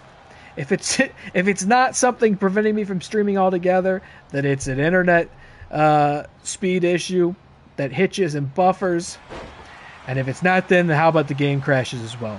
You like that? How about that in addition to everything? Can't wait to stitch together this VOD later and upload it to YouTube. It's going to take no time at all to render and upload. I'm sure of it. Little figure 4, Cody working the knees. Cena going to tap? No, not yet. And if my memory serves correct, this is the last time we'll see the real wrestlers tonight. What a body slam. I think this is their last chance to get some points on the board tonight. Now Cena gets it. That top rope knuckle shuffle. Maybe not so much a shuffle, but definitely all 5 knuckles. And he's going to go a gift for the rear naked choke. Is Cody Rhodes going to tap out tonight in this submission match? He didn't know he was showing it. Look, a billionaire Chris Anthony Lopez on the outside. Number 1 Heritage Heartbreakers. And now he's got that $1 billion suit. Matt's got the... Oh, look out, ref. Matt's got the $1 million shirt. Chris got the $1 billion suit. And Cody gets an attitude adjustment once more. And if pinfalls were applicable here, I got to think that would be it. But will Cody tap out with the rear naked choke? Will Cena win? No, has to let him out of it once again. And what has Cena still got in the chamber? This is unreal. What a match. No way. I thought, wow, another AA. I thought Cena was hitting the crossroads, but he came from the same position and turned it into an AA. Going for the choke again, but okay, I'm glad the ref called that, because I was going to say that looks like a rope break to me. The boots under the rope, and it is a submission match, but the rope breaks still apply. And I think Cody was saved by that. Oh, my God. No. Okay. Going for a gorilla press. I don't know if that's better or worse than the AA for Cody. Look at his body. He's bruised and beaten up. John exits next to billionaire Chris Anthony Lopez. John Cena now in the Twitch division. He did very briefly hold that title after technically, I know Chris doesn't like that I say that, technically winning it at Tinfoil Turmoil. Through no fault of their own. It's not a technicality through their fault. It's mine, and I own that. And then, sadly, lost that title in a 6-man ladder match at the Fight After Christmas. Hank Hill pulling it off there. And now Hank Hill, a Twitch champion. Excuse me, now Hank Hill, a Heritage Heartbreaker. Oh, wait a minute, this might be another count-out that would still apply in a submissions match, just like a regular match. Cena just barely beats the count at 9. Count out still valid in a submissions match, it seems. And Cena's got a little bit of a Kubrick stare himself. I could see Cena drifting off in a Kubrick stare in his living room by himself regularly. I could see that from him. Not sure what's going on in the head of Big Match John a lot of the time. He's an interesting cat, I'll tell you that much. My point was going to be the Heritage Heartbreakers really cleverly kept the Twitch title in their faction, one way or another. And he's got the STF in. Is Cody going to tap? I cannot believe it. Cody has broken out. How on earth did Cody Rhodes fight out of that? Boom! What a kick off the ropes. Cody's so good on those ropes. How did Cody fight out of the STF and now going for another modified figure 4 on Cena? Will Cena tap with a smile on his face in Phoenix, Arizona? No. At least not yet. Whew. Cody goes up. I mean, this is proven to be such a violent match. I mean, I feel like both these guys got sabotaged tonight to have to go through this. Boom! Top rope missile drop kick. Oh. Cody's going wild, brother. What's he got? Gotta be the Cody Cutter, middle of the ring. And again, I think these guys have won a couple of times tonight by pinfall, but they got to take the other to his limit. We'll see the tap out to the choke. How? I mean, these guys are incredible. They're capable of so much, but how are they still going tonight, folks? To make a big bit of progress in the Twitch division. Oh! And here's an interesting scenario, by the way, that I don't know if Chris accounted for when he drafted Hank. I don't know if he's planning on it. But Hank Hill represents the Heartbreakers as their as their wild card in the Hardstyle Invitational. Is Cody gonna tap? Cody taps! My goodness, Cody Rhodes taps to John Cena. The upgraded John Cena is victorious in this submission match. Whether that's the way the sabotage was meant to go, unclear, maybe, maybe not. But it certainly made a huge difference here tonight, because that was a violent match ending in submission. It was Cody who tapped, and probably not with a smile on his face, to Big Match John. Wow, and that is sad for the Real Wrestlers tonight, because again, I think that was their last match in Turmoil. No points won across 3 matches, 3 divisions. They'll get that promo point, but I think it's not going to be a very productive night in Phoenix, Arizona for the Real Wrestlers. Meanwhile, the Heartbreakers, I mentioned earlier, you know, when El Diablo de Patas takes points from other factions, how much that must hurt, how much that impacts the league. But additionally, you think about the lead that the Heritage Heartbreakers have, and every match, it's got to be all hands on deck. Everybody has got to stop that lead from increasing, expanding. And now John Cena has just brought at least 2 points. I think maybe I have to review the doc, but I think submission would make it 3 back to the Heartbreakers. And the scenario I was setting up earlier was this: Hank Hill's the Twitch champion. He's their wild card in the Hardstyle Invitational, but he is still the Twitch champion.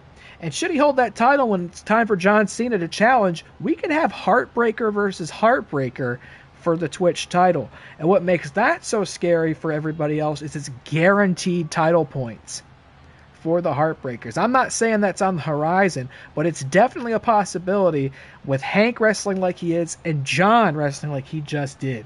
We got Featured in the chat, says he knew it. He called it. Wow. I've got to hit this poll. Y'all said John Cena. Y'all were 100% right. Big win for Big Match John. Now I'm gonna preface this like every time now. I'm gonna hit next match. If the stream ends unceremoniously and suddenly, it's because the game crashed and I'm probably not coming back. Just be forewarned, I'm very scared. I'm gonna hit next match right now. How you doing, FeaturedFilms? Thanks for joining us. I haven't seen a lot of Cenobites tonight, so I would have to guess. I genuinely forgot. I got to guess you're probably up next if the game doesn't crash. Here we go.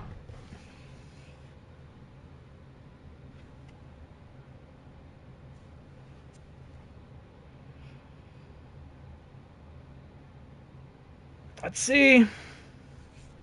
No, it didn't crash here. It crashed during the loading screen, didn't it? It crashed here. I'm going to let it load all the way. I'm not going to place my controller anywhere on the screen yet. Now I'm going to hit it. Accept.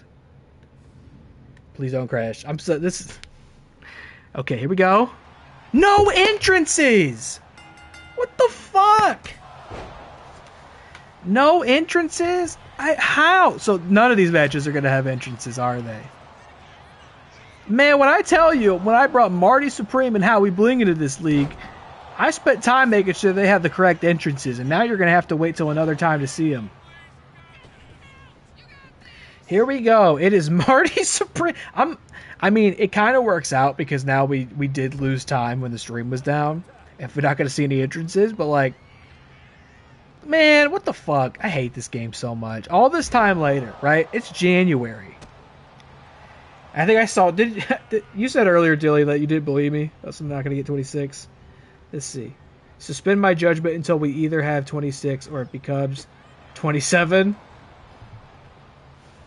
Look, there's just no logistical reason. I can promise you I have zero desire to be working on this season in 2K25 and then simultaneously working on like hypothetical season 3 on 2K26 at the same time. I have no desire to.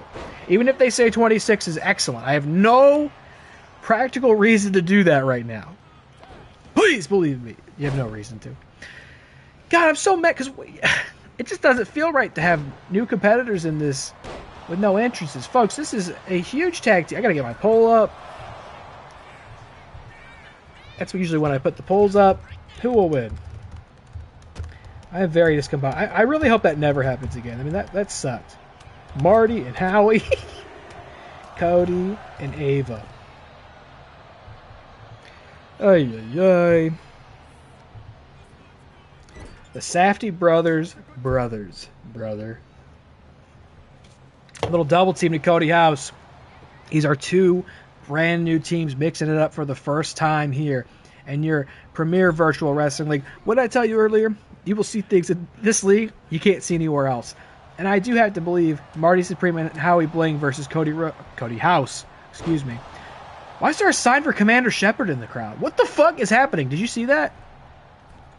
Cody House is a huge Mass Effect fan, but to the best of my knowledge, he does not have a Commander Shepard sign. What the fuck? What? What a mysterious game. I love Commander Shepard too. Shout out. I'm hearing his voice now in the Long Dart via Mark Mir. And via Jennifer Hale, technically. What is happening? Marty Supreme and Howie Bling. Truly two draft picks I didn't see coming. And definitely two that yours truly had to roll his sleeves up a little bit to make possible. But we get it done here. A little double team. Oh no, not the wishbone. Not the Bonesaw Tomahawk. Howie goes for the pin. Cody gets the shoulder up at 2. And Phoenix goes crazy. Now let's talk about the team of Cody House and Ava Shinigami, because that's a team that I am incredibly partial to. Obviously, Cody House came to this league as a Taylor Clique guy, as a card-carrying member of Team OFB, helped me hold the line against the Sword. But I realized he was destined for bigger things than fighting my battles for me. I could not keep that bird caged any longer, and I let him free, and he was picked up quickly by FeaturedFilms and the Cenobites, a faction I have so much respect for. A brilliant draft, and of course Ava Shinigami, another one. We talk about rolling up sleeves. You know, somebody I brought into this world via 2K22 years ago.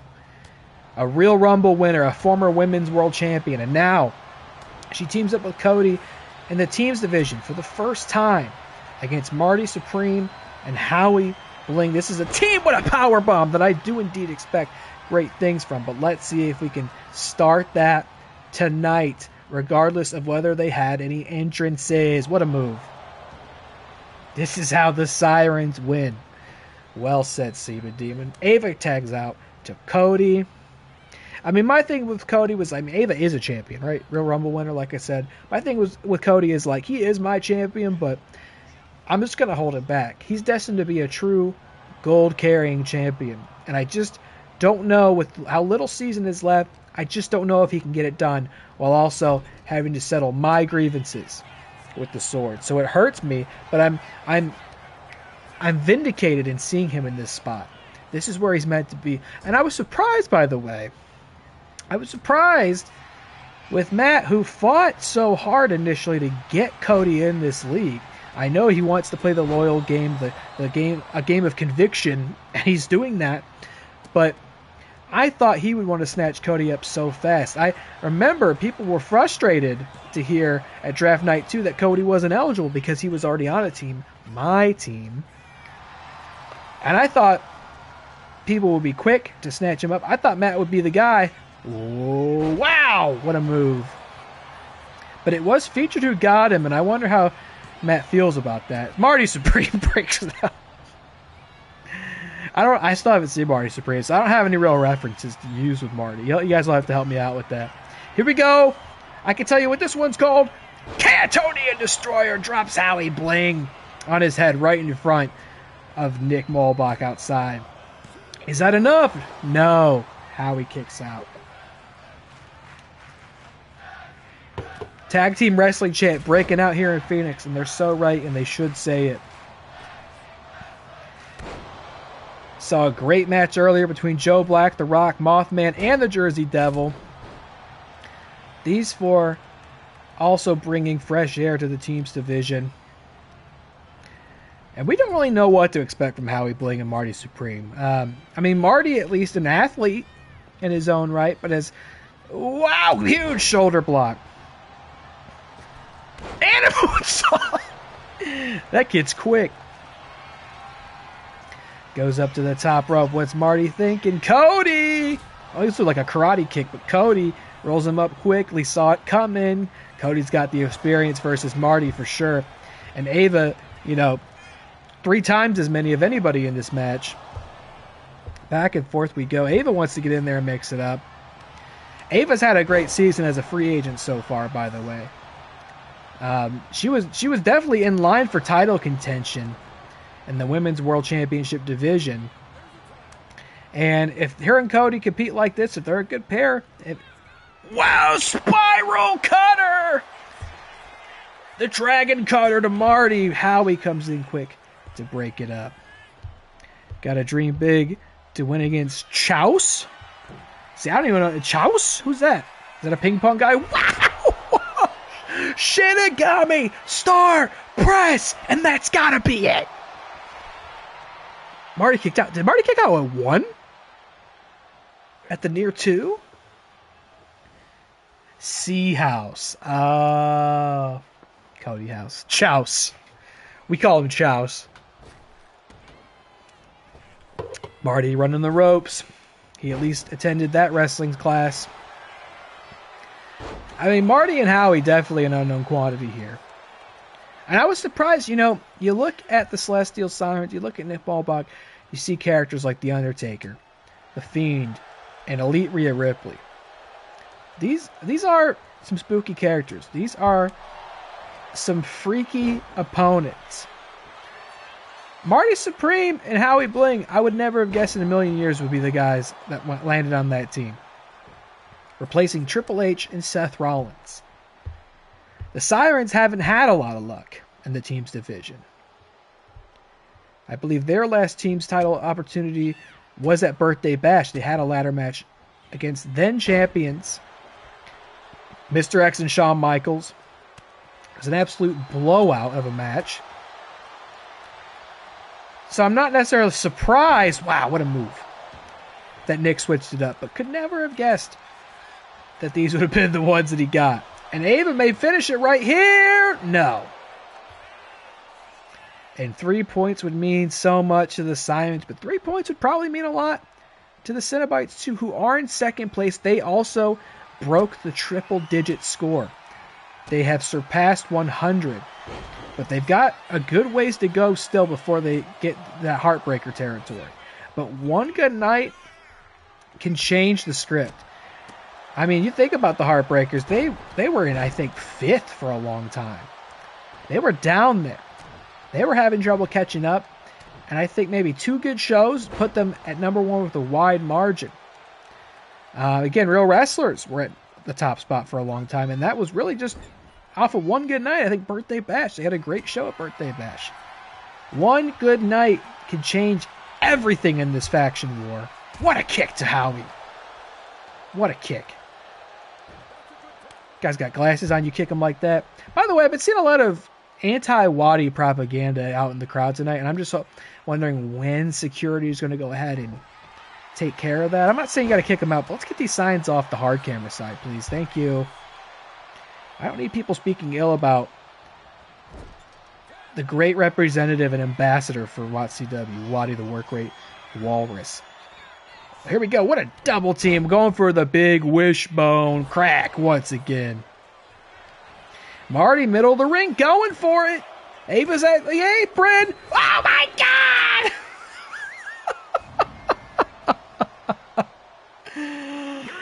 What a win! Featured stunned in the chat. He can't believe it. And Ava did come in off the apron, but way too late. I don't know what happened there. Miscommunication. I mean, Ava's new to teams. Cody a little less so, but Ava's usually been a lone wolf in this league. I don't know if she thought Cody was going to get out, realized too late that he wasn't, and couldn't come in and help. I thought this was sealed up, because by the way, I never even got around to mentioning it. Ava and Cody were the recipients of Featured's promo stat boost. They were statted up, brother, and they were unsuccessful against Marty Supreme and Howie Bling. What a tag team debut, and 3 huge points for the Celestial Sirens tonight. And this one was split, 53% Marty and Howie, 47% Cody and Ava. That's like the only split I think I've seen all night. And the spoils will go to those who believed in Marty and Howie. Oh, brother. That's a tough break for the Cenobites. And believe me, when I'm booking the show, we certainly haven't seen the last of Cody and Ava, who are a team I expect big things from, even still. But Howie and Marty will definitely be back with a 1 in the dub column. Dilly doesn't even know who they are, but he's going to learn now. He's going to learn. Could be your next World Tag Team Champions, of which DillyTodds currently is. These could be your next challengers, DillyTodds. So do your homework on Marty Supreme and Howie Bling, because they pulled it off. I'm going to hit next match. I could be signing off for the night, but here we go. Every time I hit this, I get a stomach ache. I'm not even kidding. You didn't think it's worth learning their names. We'll see. A bit of progress in the team's division for the Celestial Sirens. Feature wants to know if he has to redraft someone. I think that would be a little early. It's your call. It'd be a little early though. Here we go, folks. Turmoil continues on. Well, let's see if it does. I'm going to hit this, and then let's see. Here we go. And don't forget about the Cryptic Cowboys. No entrance. Oh, my God. I'm so mad Eli's entrance didn't play. Okay, well, suffice to say, no entrances for the rest of the night. I don't even know how I would turn entrances off or on for the entire show. Why did the first match have entrances? We're back in the Hardstyle Invitational, and I was so excited to see Eli come out with a new cone of pay and a new pep in his step, because he is, in fact, our mystery free agent challenger in the second match of the Hardstyle Invitational against El Diablo de Patas' Zangief. Okay, here we go. Who will win? Mr. EliMac. Zangief. Oh, man, I do all my setup and shit during the entrances. Oh, missed with the stop sign. Mr. EliMac. You can see he wears the label proudly. Free agent. This is a man burned by the Fantasy Faction War. Former Heritage Heartbreaker. Former Cenobite. His fate in the hands of others. He's had it. Some would be discouraged and hurt by the fact that they no longer have a home. But Mr. EliMac not only calls himself a free agent, but he is indeed a Ronin, a samurai who serves no master, and has entered himself into the Hardstyle Invitational to prove he is the biggest fumble of the year. He's going to come in and take this entire tournament from the Faction War. He's going to take the Hardstyle Championship from the Faction War. And none of you will enjoy points at his expense in Hardstyle. Taking it to Zangief here, who's probably at least twice Eli's size. And I loved Zangief as a draft for El Diablo de Patas. From Street Fighter, makes so much sense to put him in Hardstyle. I mean, Suge had such a chaotic draft. And I mean, what a lineup. I'd love to see El Diablo de Patas in a room together. Zangief represents them in Hardstyle. We saw Hank Hill pick up the win against Art the Clown earlier tonight. Who else will win in this opening round tournament match? I saw Featured also asked about Moose. You missed it. You missed it. The King Moose Town Hall opened the show. You'll have to go back and watch it later. But the short of it was, oh my God, Zangief whips Eli off the post there to the outside. I also hate this, by the way. If you have the LED apron and ring post during underground matches, they're just blank white. I don't know what the thought process was in doing that. It's impossible for me to change it. This is what it looks like during underground rules matches. And by extension, hardstyle matches. Dumb as fuck. This game is dumb as fuck. King Moose, he came in and gave his address and let it be known he was mad. Slighted. Oh my god, Zangief's got a light tube. Bang over Eli's head. I'm coughing because of all that dust in the air. Don't breathe it in. King Moose, slighted by not being invited back to WATCW, felt that he'd been passed up on and forgotten, in spite of being, in his opinion, and I don't like the guy, I don't like the sword, but he believes, and I have a hard time arguing, that he's the greatest world champion in WATCW history. He wants to restore WATCW to its former glory. He wants to bring honor back to it. And he said he's not just going to be... He's not showing up at Real Rumble in Mexico City to challenge for the Men's World Championship. He's showing up to defend the Men's World Championship that he never lost in the first place when he goes toe-to-toe with Steve Austin. Stunner! Speaking of which, Stunner! And from his perspective, the winner of that match will be the undisputed Men's World Champion of WATCW. Busted open by the trash can. Eli is coming back in this. Eli, the free agent, the Ronin, the faction hunter, whips massive street fighting legend Zangief up into the ring. But it's going to be knockout or submission. Here we go. He's going for that rear naked choke we saw a lot not long ago. The Faithful Fight Club loves it. Can't believe I lost the match to Adam Sandler and the sound that Adam Sandler makes. Here we go. Zangief with a massive power bomb. Oh, and the bell rings. The ref calls for it. Here is your winner,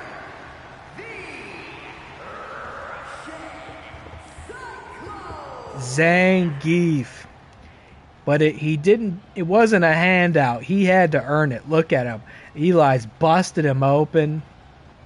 But the Street Fighter Zangief moves forward in the Hardstyle Invitational and could indeed bring that Hardstyle Championship to El Diablo de Patas next month. Tough break for Eli, whose mission rages on. The Ronin isn't done,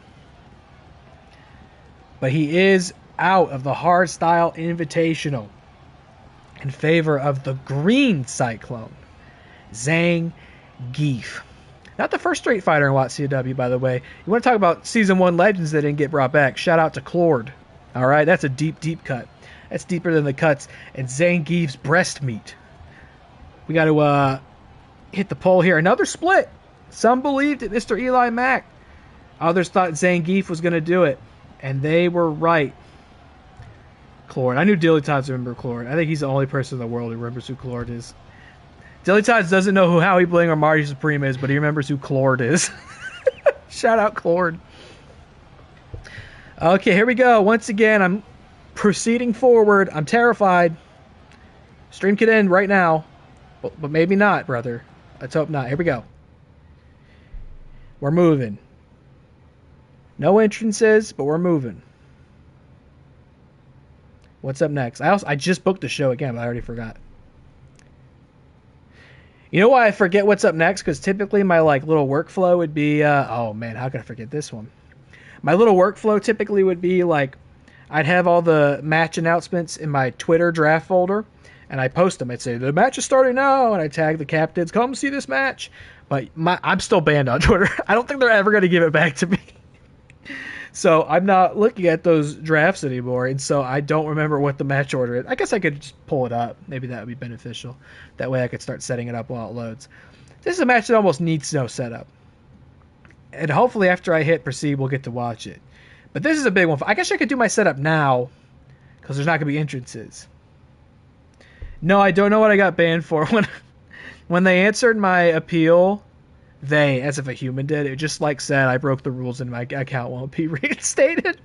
And then I submitted another appeal that said, "I'm being silenced because of woke," which I just want to see if it works. But that was like a week or two ago, and it hasn't been addressed. So I don't know. I think they like shut the case on me. I don't know if they're going to even read my appeals. I'm out. I'm gone. I'll never be allowed back.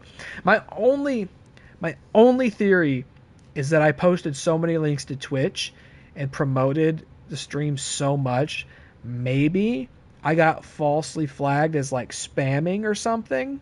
It's my only guess. It's absurd, of course, too. It's my only guess that I got like caught in some like bot wave, or I'm being silenced by the woke agenda. Hard to say.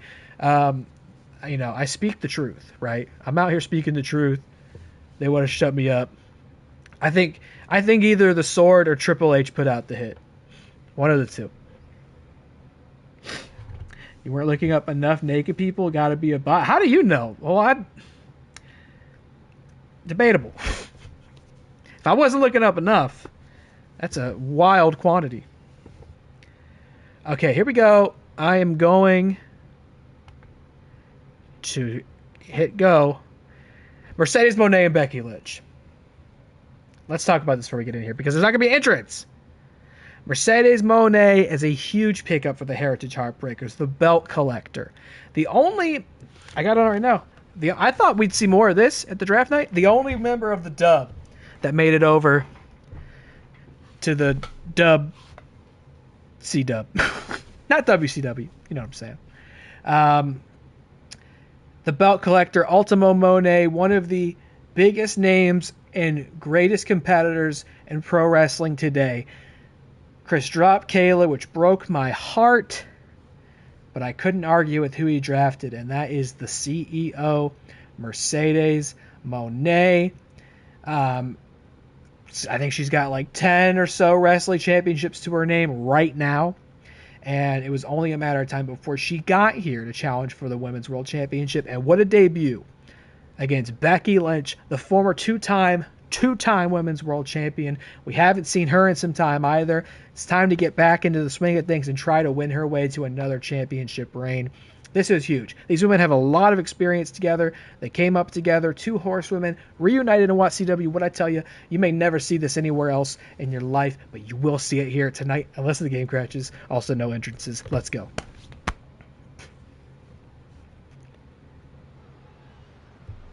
Wait. Why entrance on this one? Why entrance on this one? I'm not going to argue with it, because we get to see the CEO, the belt collector. She's got the CMLL World Women's Championship, the Owen Hart Classic,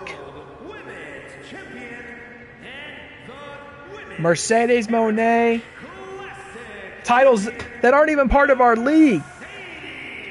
She brings them everywhere she goes. She's got like 8 more in the back. Mercedes Moné, bathed in gold, the belt collector. And now she wants to add WATCW to that unprecedented legacy on behalf of the Heritage Heartbreakers. What a pickup for our league here. And now it's been a long damn time since we've seen this woman. They called her Can't Get Booked Becky. Not anymore.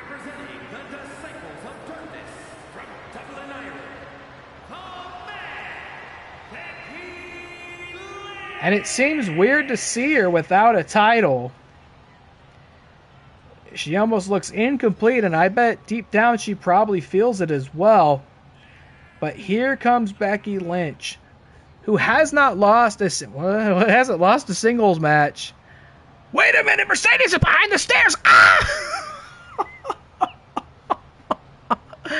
The surprise clothesline. Becky didn't even make it to the ring. This match hasn't even begun. And Mercedes Moné is already on the offense. Becky hasn't even taken her glasses and jacket off yet. And I had hoped the entrances would play there, because I can now tell you that a sabotage card was played on this match that allowed a competitor to attack another on the way to the ring. And if Becky if Mercedes wins this match today as a consequence of that attack, this match will be worth an extra 2 points. 4 altogether for the belt collector, Mercedes Moné. If there's even going to be a match, because the bell hasn't rang yet, they're still fighting on the outside. They got to get in there to ring the bell. Mercedes tosses Becky in, and there we go. The bell rings, and this match is underway. Is Becky going to wrestle in her sunglasses all night? Oh, look at that. Classic Mercedes. There we go. Man, I thought that wasn't going to happen. I was going to have to refund the sabotage card, which was, of course, played by who else? Chris Anthony Lopez of the Heritage Heartbreakers. Here we go. This has potential to be a spectacular match. Is there a poll? Oh my God. Thank you so much for asking. There will be soon. Thank you so much for the reminder. Simone Dimon, Mercedes Moné, and Becky Lynch. There we go. I know Feature wasn't happy to see that and hear of such sabotage tonight. After suffering a loss to Marty and Howie, Becky is the one that he's always been able to count on. She's been the sure thing for the Cenobites. Took the entire division united to get the title off of her. Let's remember that. She's a 2-time champion, but has actually never been pinned herself to lose that title. She lost it the first time, and I believe it was a fatal 4-way match at Birthday Bash, though she wasn't the one who was pinned. And then Super Cena swapped in at Tinfoil Turmoil to fight off the combined forces of Chyna, KaylaMarieTea, and Elite Rhea Ripley. Becky was not in the ring for that decision either. She hasn't lost a one-on-one match all season. So if Mercedes can make it happen tonight, she will right away have made history in a way that, wow, what a backstabber, that nobody else has managed to do. And can you imagine a world where Mercedes brings the Women's World Championship home to the Heartbreakers? They have held that title. I mentioned Kayla, I believe, was the one who won it at Birthday Bash. I think it was Pixie that she had made submit to earn it. They've had the title before, but not for long. Becky quickly had won that back. Now can you imagine if Mercedes gets it? Wait a minute! Manhandle slam to the CEO! Is that enough? Certainly it'll take more, but gets the 2! Mercedes kicks out. And remember, Chris will get an extra 2 points if Mercedes wins after that sabotage on the way to the ring. Becky, on the other hand, is so hungry for that title. It's all she knows. A world in which Becky's not the WATCW Women's World Championship is a world that's foreign to her. And no, you did not get those points. It is only Chris who can benefit from the sabotage if Mercedes wins. But she's got to pull it off. And I'll also tell you this. Mercedes is the one who got the Heartbreakers promo stat boost tonight. So she's coming in supercharged at her absolute best in this debut. Becky's not one we've known to be at a disadvantage in this league, pretty much ever. I'll tell you this, if Becky pulls out the double count out, no extra points for Chris. Nobody gets any points. And the man isn't going to let that pass. She is going to try to win this one honestly and honorably. Goes up to the top. Stays in control of this against her fellow horsewoman. Oh, but Mercedes sees it coming. Gets out of the way. Going to try to steal a quick pin. Feet on the ropes. Ref doesn't see it. Becky kicked out. Becky kicked out. Couldn't pull enough leverage off the ropes to get a pinfall there. What a match. I mean, this, by the way, unlike any other card, this is a main event match, right? Becky Lynch versus Mercedes Moné.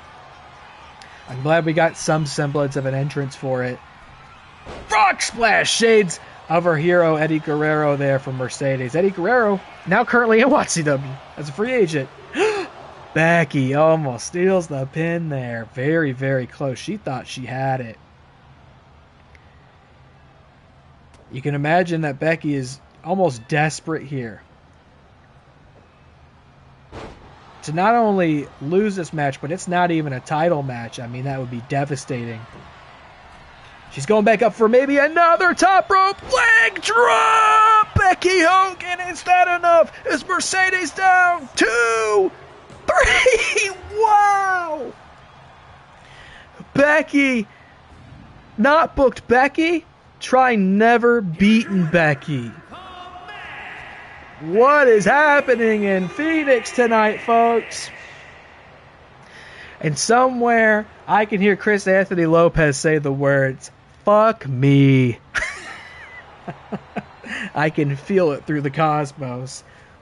A sabotaged, wasted 2 bonus points gone. Mercedes Moné and Becky Lynch are now enemies. Boosted and sabotaged, but Becky Lynch still, to this day, has not been defeated in a one-on-one contest. I mean, I can't believe it. I've said before, if I had to pick an MVP, it'd be Becky Lynch. She doesn't even have a title right now, and I think it's still her. Unbelievable. What'd that poll say? 50-50 split between Mercedes and Becky. And it's true. I mean, it's true to life. Mercedes is on the downswing. She has been crashing out. She has been losing titles. She's got a lot left, and she could still become a WATCW champion this year. I want to be clear that that's not out of consideration. But Becky Lynch continues the path forward to potentially become a three-time women's world champion. Wow, what a show! We move on. I'm hitting next. I'm hella scared. Okay, here we go. What's next? What a show, man. What a turmoil. 2026 is going wild, brother. Becky with the win. That's 2 points back to the Cenobites. Here we go. I mentioned Elite Rhea Ripley. Thanks to Nick's advantage card he played earlier. We don't see world champs on a turmoil too often. But we're going to see this one right now in a non-title exhibition against a woman I got a lot of love for. Another former member of Team OFB, seemingly backed up, by the way, by the right arm of the OFB, the former right arm of the OFB, Motu Ida. It looks like these two kids are still linked up. They didn't get drafted, and now they're fighting for themselves. Wow. I love this. I'm going to start the match. I hope the match happens. Here we go. Probably no entrances. A guy can hope. Entrances? Entrances back on. What? No sabotage on this one, to the best of my knowledge, by the way. Wrong Tron, though. Wrong Tron playing. It's always something, baby. That's the wrong Tron big time. Get a pull up.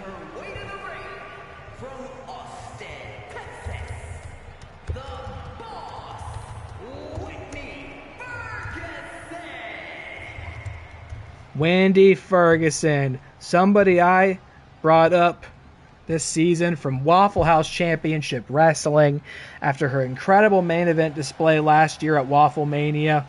I knew I wanted Wendy here so she could realize her true potential. And just as I had said with Cody House, I realized her true potential couldn't be achieved unless I got out of her way. Same with Motu Ita back over there at ringside. I'm thrilled to see he's backing her up. I'm thrilled to see that these two are looking out for each other as free agents. I think big fumble not picking her up, by the way. Faction points were or free agent points were on the board. Hasn't been beaten yet this season either, Wendy Ferguson. And what an opportunity she has in front of her today. Chris Mad. There is the Women's World Champion.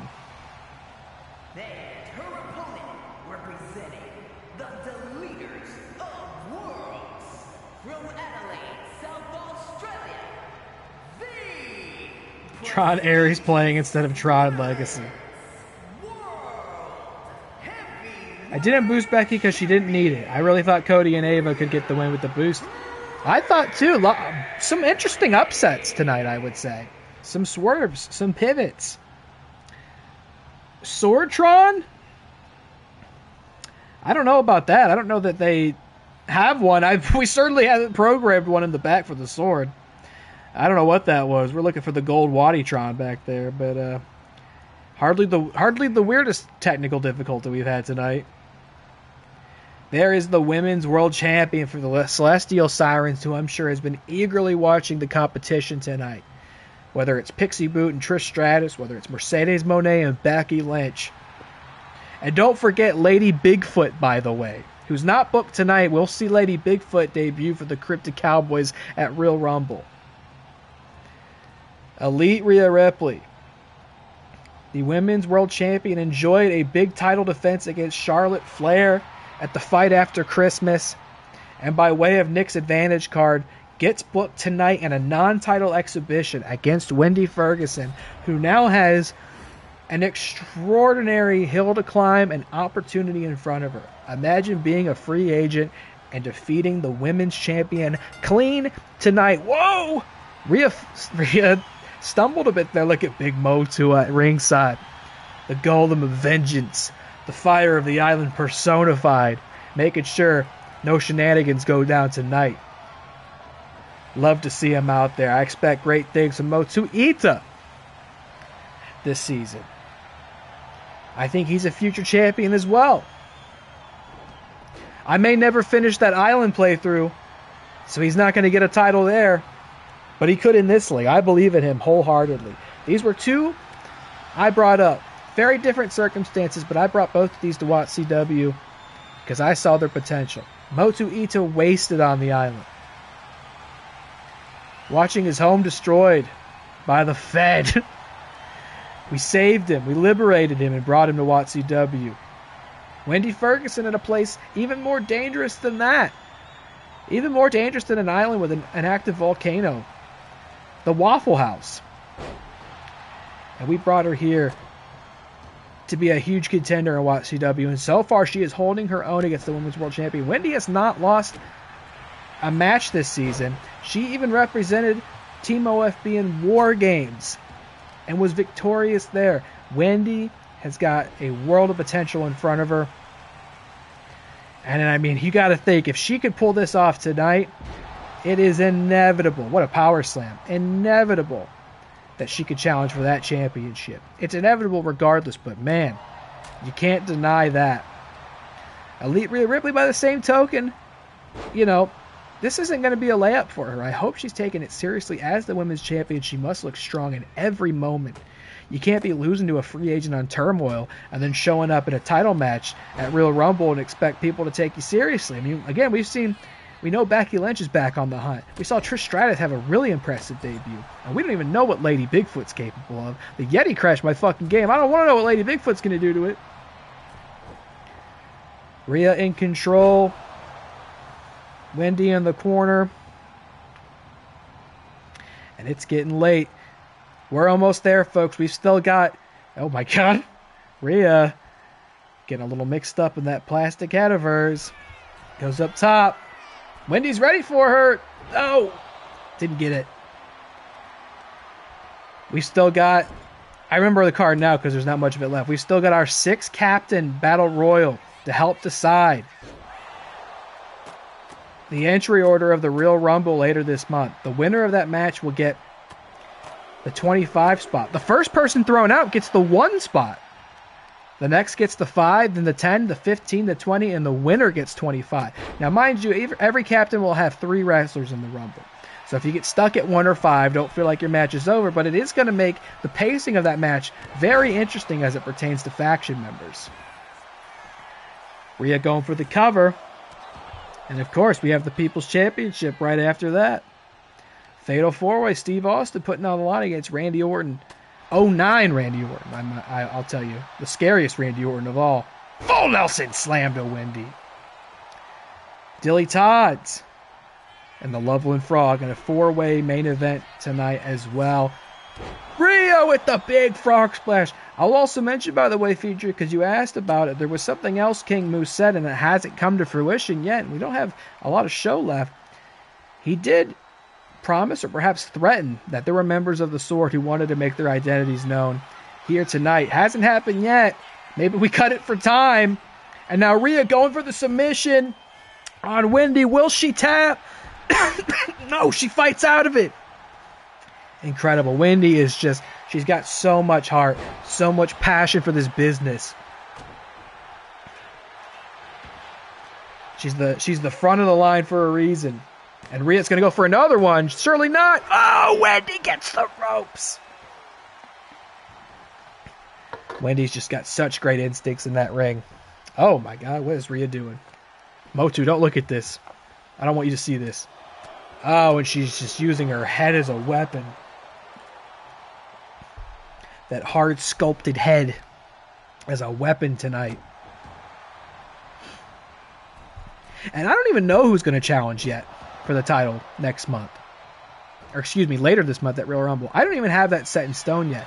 That tonight really is going to be so important in shaping the Royal Rumble card. Going for the submission finish again. Can Wendy fight out of this one, or is this going to be it? And it is. 2 points for the Sirens as Wendy Ferguson suffers her first defeat at the hands of the current Women's World Champion. Oh, poor Motu looks really sad outside. I think Motu really cares for Wendy. He's a teddy bear, I tell you that much. But Rhea wins a match that wouldn't have happened were it not for Nick's advantage card. So, advantage well played. Rhea wins. Another 2 points for the Sirens, and no shame in that loss for Wendy, by the way. I mean, you're going one-on-one with the champion at Turmoil. Huge opportunity. She held her own. She fought longer than I think a lot of people reasonably could. And we'll be seeing the front of the line real soon. 100% of the poll went to Wendy. I love you guys. You believe in my people. But Rhea Ripley is the winner tonight. I wonder if there will be entrances of this next match. I wouldn't be too mad if there weren't, because otherwise there will be 6 of them.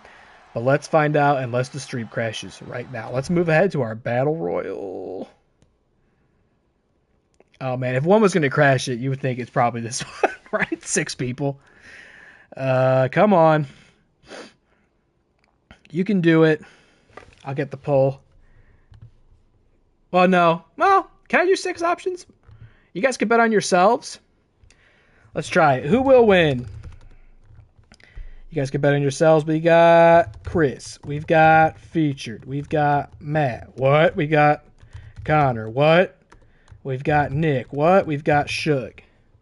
Yeah, 6 options. Here we go. Who will win? Here we go. I'm going to hit it. Please don't crash.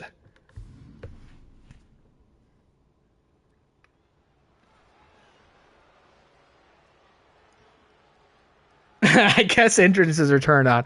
I wonder if the entrance sabotage somehow fucked this up and bugged it out.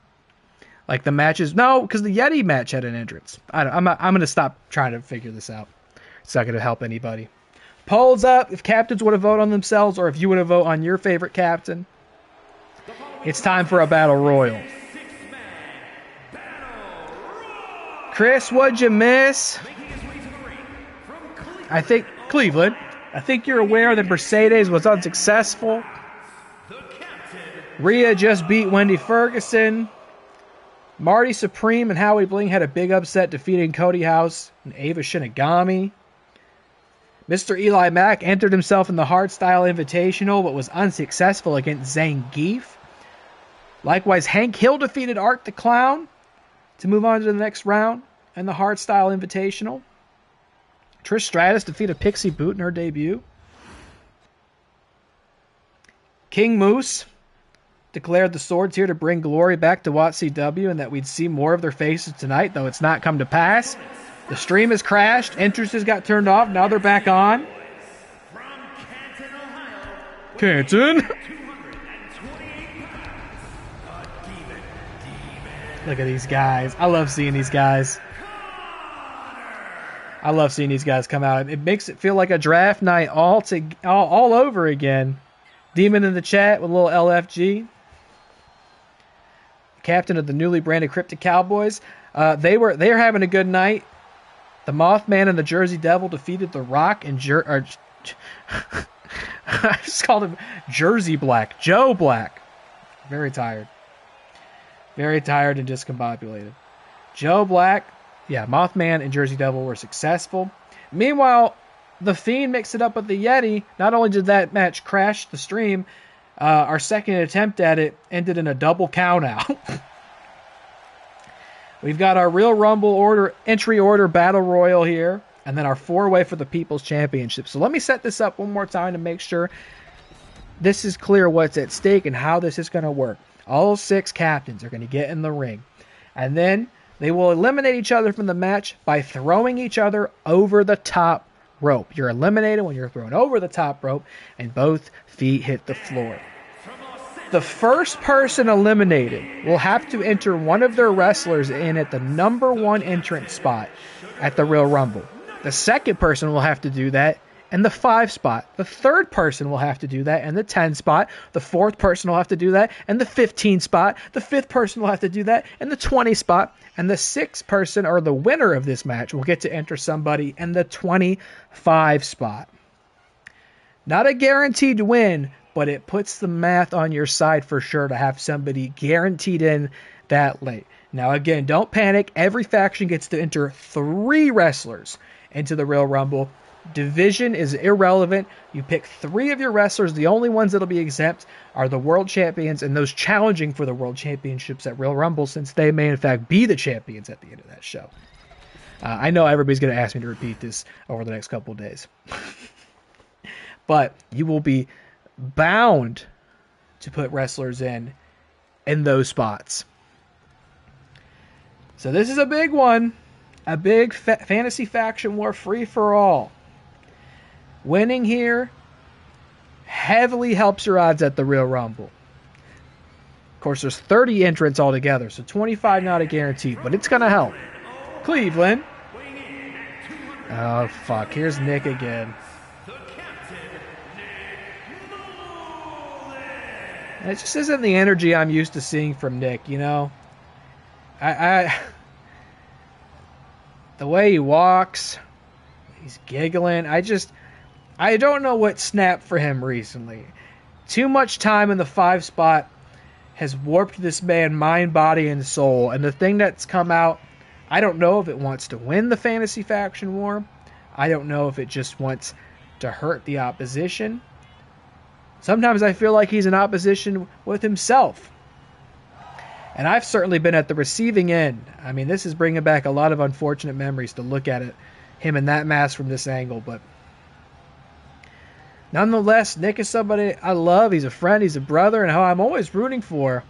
I just worry about what he's perhaps done and his desperation for victory here. Today's episode of Nick's Funhouse was very concerning. You could catch that on our TikTok and our YouTube. Very concerning, but I will tell you where to go watch it. This guy's a freak, and I know freaks, says the Seaman Demon. You know, and we've seen the mask go on before, right? Oh, my God, you might be right. We've seen that mask come on before. I expected it to be off by now, but apparently it's here to stay. Cena versus Rhodes did happen, Chris, and there was an anonymous sabotage making it a submissions-only match. And John Cena did win via submission.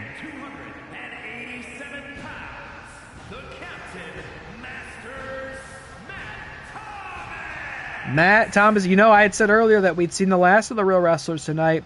That wasn't totally true, because here comes the captain of them. And sadly, the Real Wrestlers have not been having a good night, have not picked up a win in any of their matches. Tag division, women's division, and yes, the Twitch division earlier tonight. They have put no points on the board apart from the promo point earned by Matt's promo earlier tonight. But this night doesn't have to be a wash yet, because Matt could win this 6-person battle royal and guarantee the 25 spot for the Real Wrestlers at Real Rumble later this month. Can you imagine Roman Reigns in at the 25 spot? I can hear the groans already. Roman Reigns, who won the ReelyMania Rumble this season. 25 spot would also be huge for Pixie Boot, and unfortunately suffered a loss to Trish earlier tonight. But I know it's so important to Matt and the Real Wrestlers to get Pixie that Women's World Championship. She wins the Rumble, she's got a guaranteed shot at the main event of ReelyMania 3. Could put Rock there, could put Joe Black there, could put the wild card in the Hardstyle Invitational, Shaquille O'Neal there. Cody Rhodes? Cody Rhodes knows a thing or two about winning a Rumble. Big Match John was going crazy. It was a nasty match. It was violent. They really put it all on the line out there, but John did make it happen. And of course, who would come out last other than the captain of the leading team? Likewise,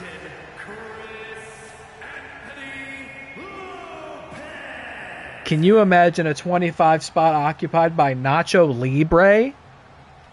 That's 100% possible if Chris wins this match right here, right now. The billionaire faction captain, Chris Anthony Lopez. DillyTodds says no one does it better. DillyTodds could go in that 25 spot. I told you division doesn't matter. DillyTodds could go in that 25 spot. He's a tag champion. He could win that Real Rumble, and he could main event ReelyMania going for the Men's World Championship. It is possible. It can happen. The Real Rumble can change anything and everything. And here we go. Bell rings and we are in it quick. Now, reminder, no pinfalls, submissions, or knockouts. To eliminate someone, you have to throw them over the top rope. Both feet hit the floor and they are out. It's a little preview of what's to come at that Real Rumble. Nick still wearing the mask. It is pure pandemonium in here. Everybody wants that spot so bad. I said, hear the groans earlier. Can you imagine the morale go down, the way it'll go down if Chris gets that 25 spot? Look, if I was these guys, no shade against Chris. I love the guy. Again, I'm rooting for everybody's success in this league. But if I was everybody else, I'm throwing Chris out first. But apparently Chris and Matt are going to team up against Featured. Is Featured going out? Is he going to have to put somebody in at one? The double team? No. Featured fights out of it somehow. While Shug's putting Nick up. Oh, I thought he was going Razor's Edge. Little sit-out powerbomb there. Shug's got to get... Oh, shit! I thought Shug was out of there. I thought he was out of there. Wait a minute, now Chris is getting teamed up out against with Connor and Featured. They throw him over. But no, he lands on the apron. Right? They're now going to try to kick him out. Nope. Check the double teams in this. Connor and Featured try to get Chris out. You could just feel, I could feel the nervous energy everywhere. Not just in this room, but in the chat. All the captains tuning into this, I know how nervous they are. They can feel how much this matters. Again, it's not going to be a guarantee that the winner of this gets the Real Rumble. It's not going to be a guarantee, but it's going to matter a lot. I'm sure all of them have already thought about who they want in that 25 spot. Who do you trust enough to enter at 25, win the whole damn thing, and guarantee you a championship main event at the season finale? No one out yet. Nick's had a great night so far. Everybody competed, including himself. Can he finish it up by winning a battle royal against all his fellow captains here? No one out yet. I was going to say, Suge's got to get his receipt on Nick after that brutal, standing lariat, after that brutal one-on-one contest they had at the final draft night. But Nick is staying in control here. Got to be careful in those corners. You could easily slip, fall, get knocked off out to the outside. You'd be out. Suge stunned smartly rolls away to the apron to avoid further violence. Matt throws Nick out. Oh no! Nick counters it. Imagine if Nick's got to put somebody in at the one spot. No one wants that. I've spent so much time focusing on the 25 spot, which obviously is huge, but nobody wants that one spot. 25 spot doesn't guarantee a win, but a one spot guarantees a loss. Connor, what's he thinking in the corner? Hurricane Rana, wow.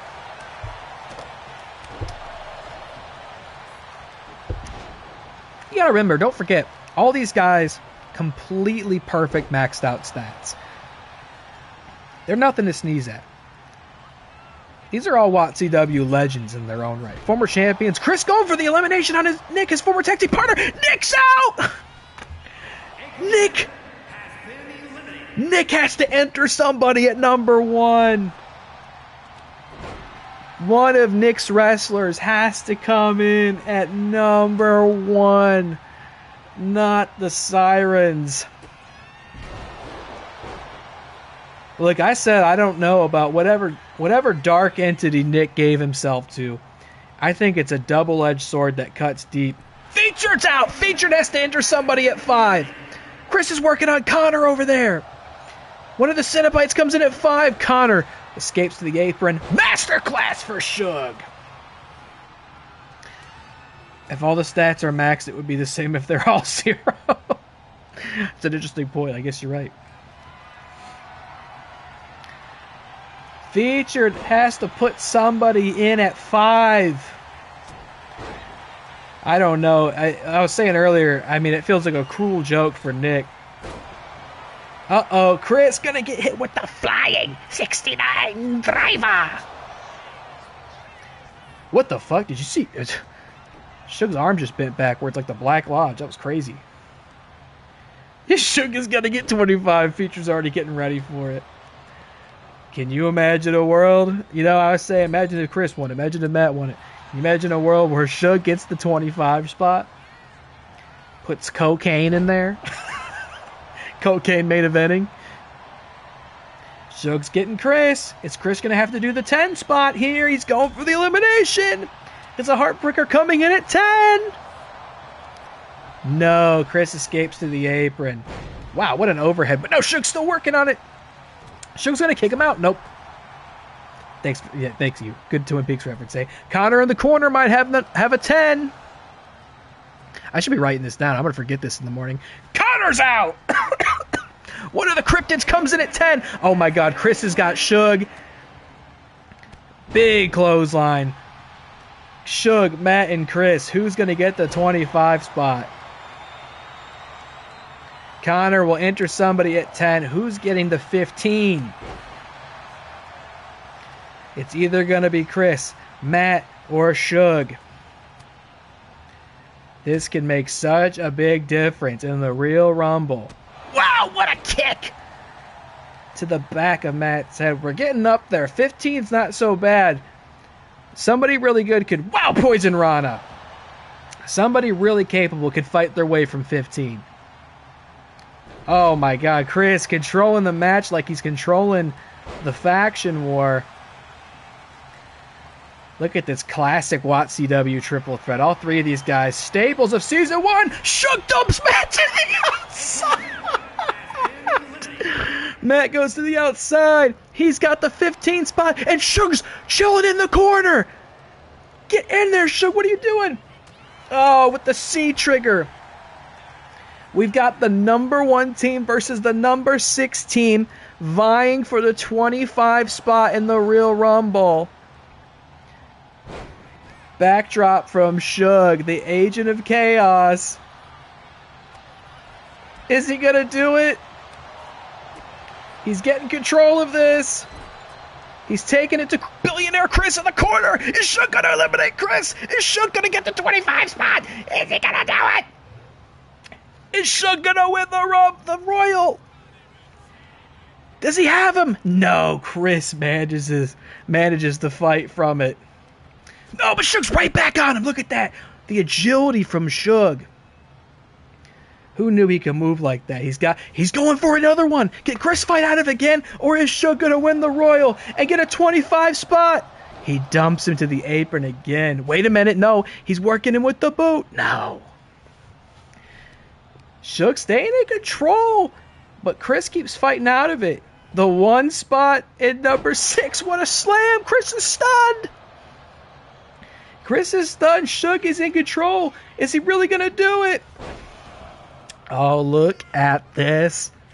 Mercedes with her own Guerrero tribute earlier tonight, and now it is Suge Knight 3-2-3 with the 3-2-3 amigos. The chat is saying it's going to be Suge. Dilly is rallying for Chris, his own captain.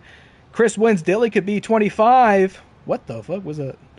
Mysterious things happening. Oh, Chris dodges. Oh, he dumps Suge on his head. This is so close. I mean, this basically has become a one-on-one match in its own way. Could it be? Oh, what a kick. I thought personality KO. Kick Suge in the back of the head. If there was anybody the other faction doesn't want to see win this, it's going to be Chris, who put Suge up in the corner. He's busted him open. Oh, my God. Is he going to eliminate him, or what is this? What is this? This is a big risk. Oh, wow, what a hurricane run out of the corner. That was incredibly risky for Chris to try in this kind of match, but it paid off in spades. Put Suge on the ropes, and now it's Chris who will try to eliminate him. Will he be successful?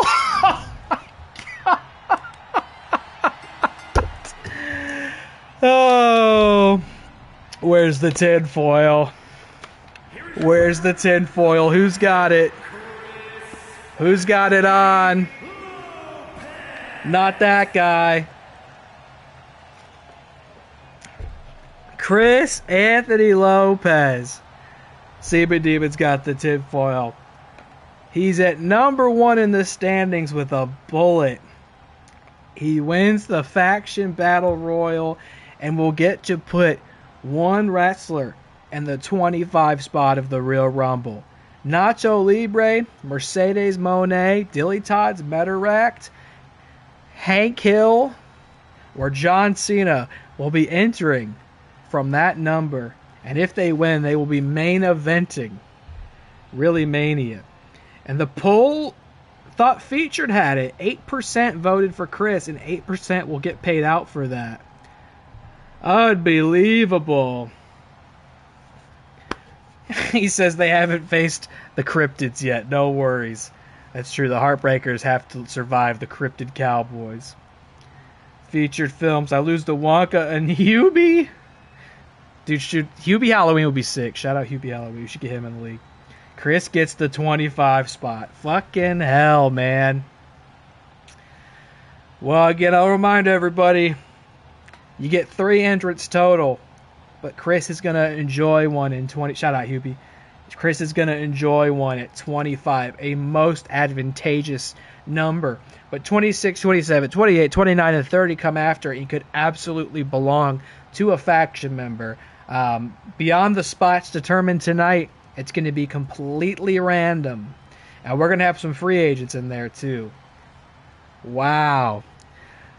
Damn, man. It's lonely at the top, but it's probably still a lot of fun when you play like the Heritage Heartbreakers. I can't believe they didn't team up on him, man. I would have said 5 against 1, get him out of there, and then we'll see what happens. Chris pulls it off again. These guys are blessed, man. We got 1 match left. Let's get it started before the stream crashes.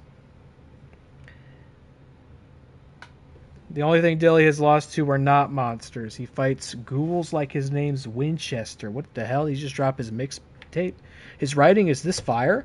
Look at this screen. Just look at this screen real quick. God damn. 3 balls and a frog. It's time. The frog is grasping Dilly. The Loveland frog is groping DillyTodds and looks knowingly with the side eye to say he's been caught, but he's not gonna stop. It's time for the People's Championship main event. Please don't crash. Get the poll going. Please have the entrances on too, by the way. Please have the entrances on. Okay, cool.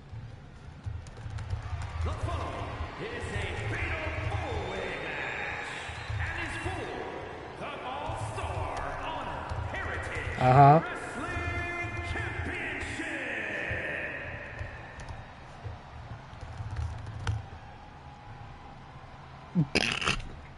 Oh, here it go.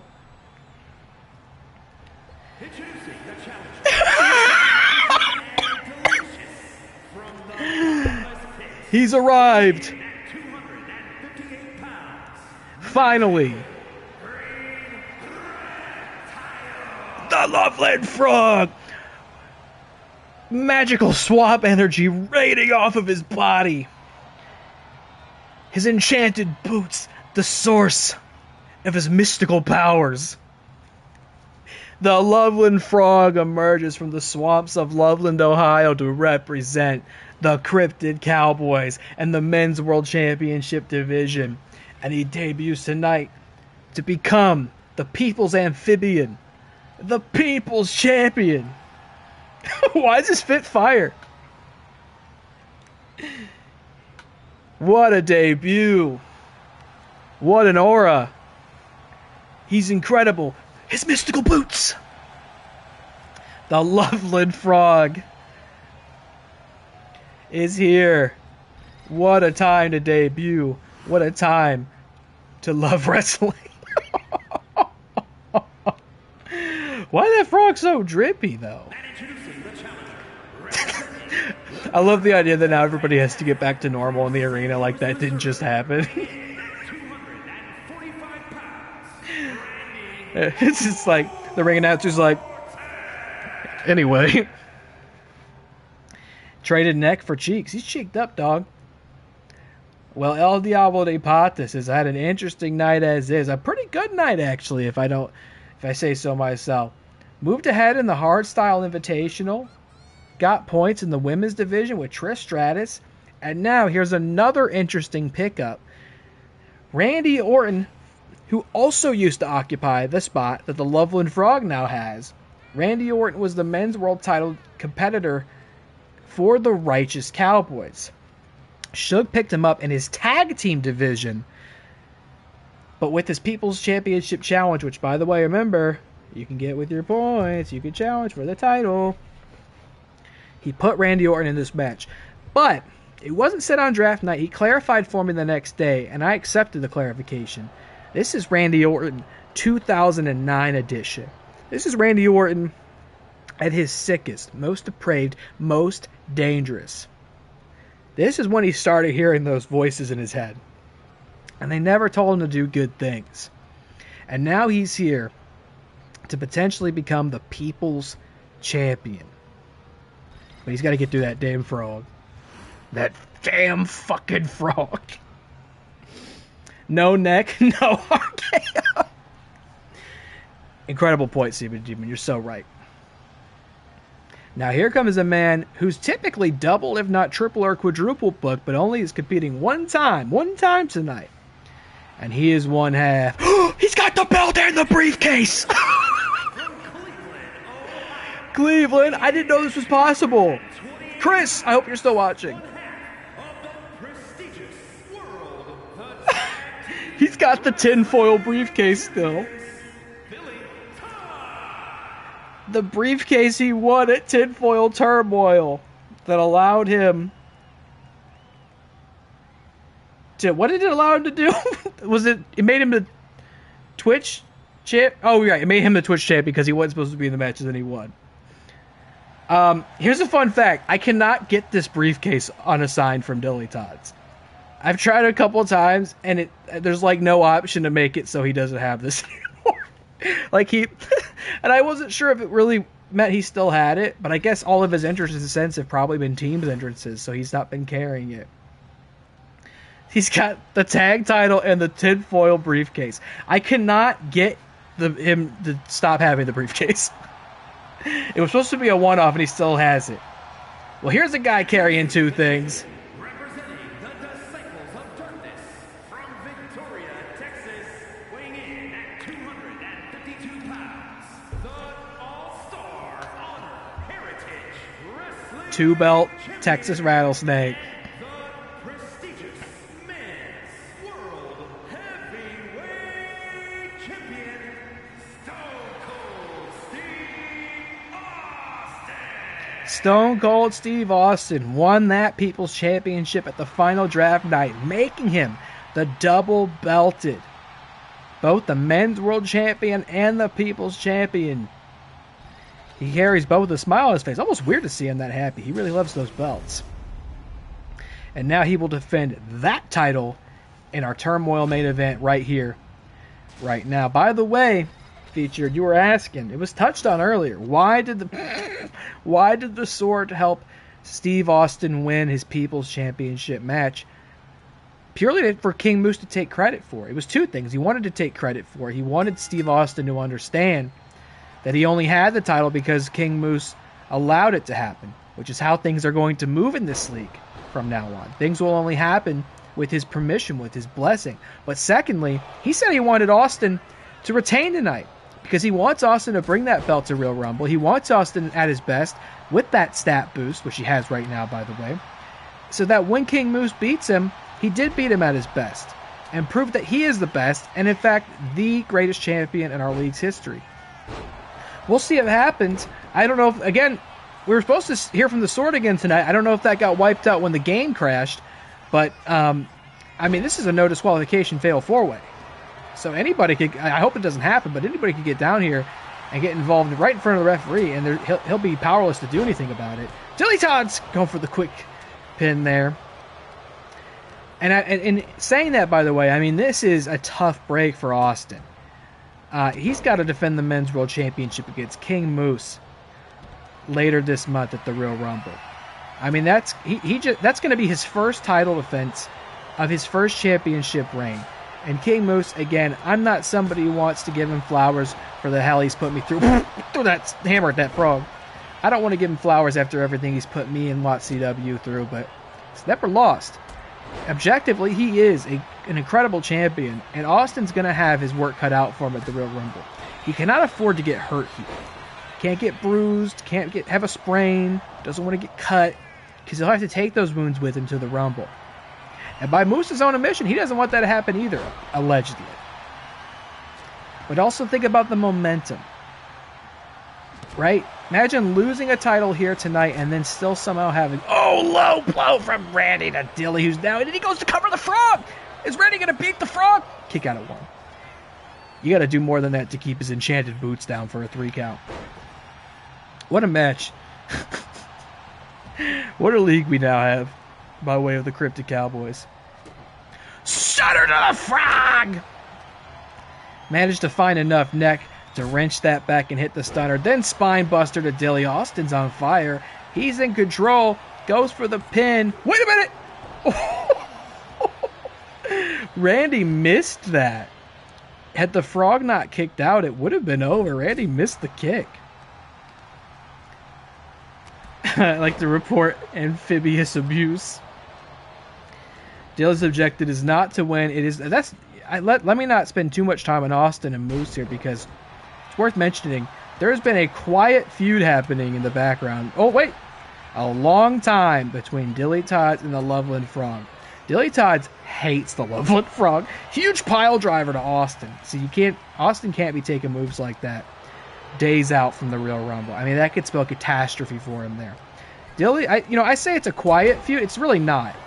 Not for me. I hear all about it all the time. DillyTodds hates the Loveland Frog so. Whoa! He sprayed him! He sprayed him with his magical swamp mist! Oh my god! What a sorcerer! This match rolls on. This is so fucked up, Connor says. Busts open the champ, Austin.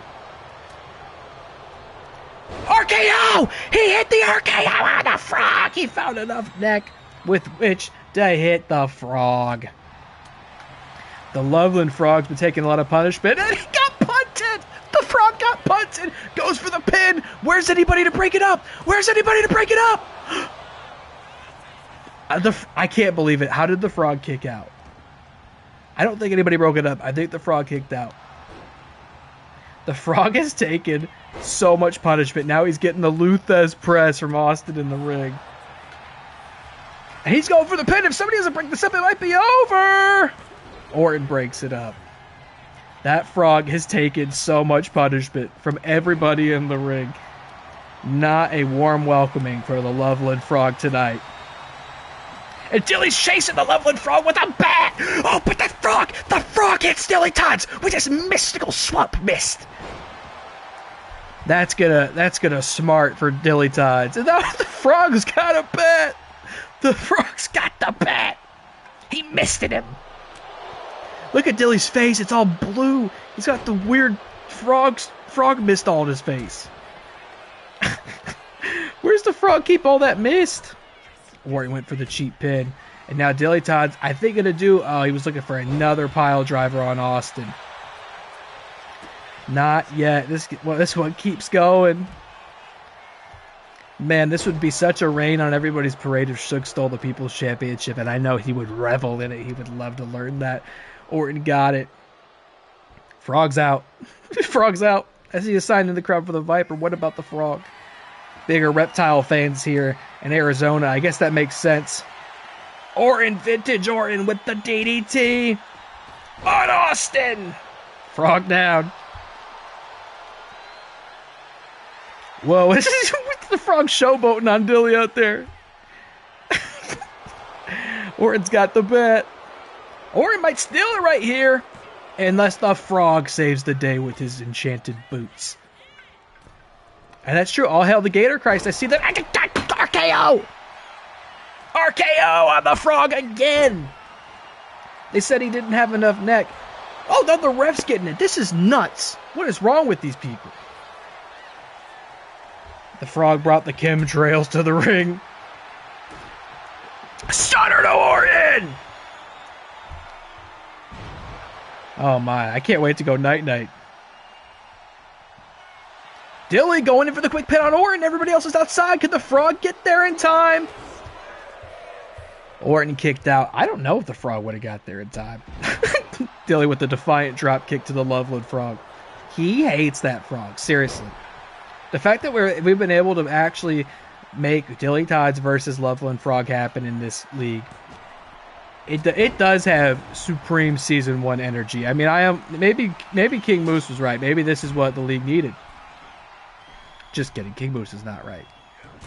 Whoa! This league's in its prime right now. We don't need some outsider to come in here and prove on it for us. Now Orton with a little press. Mounted punches to Austin.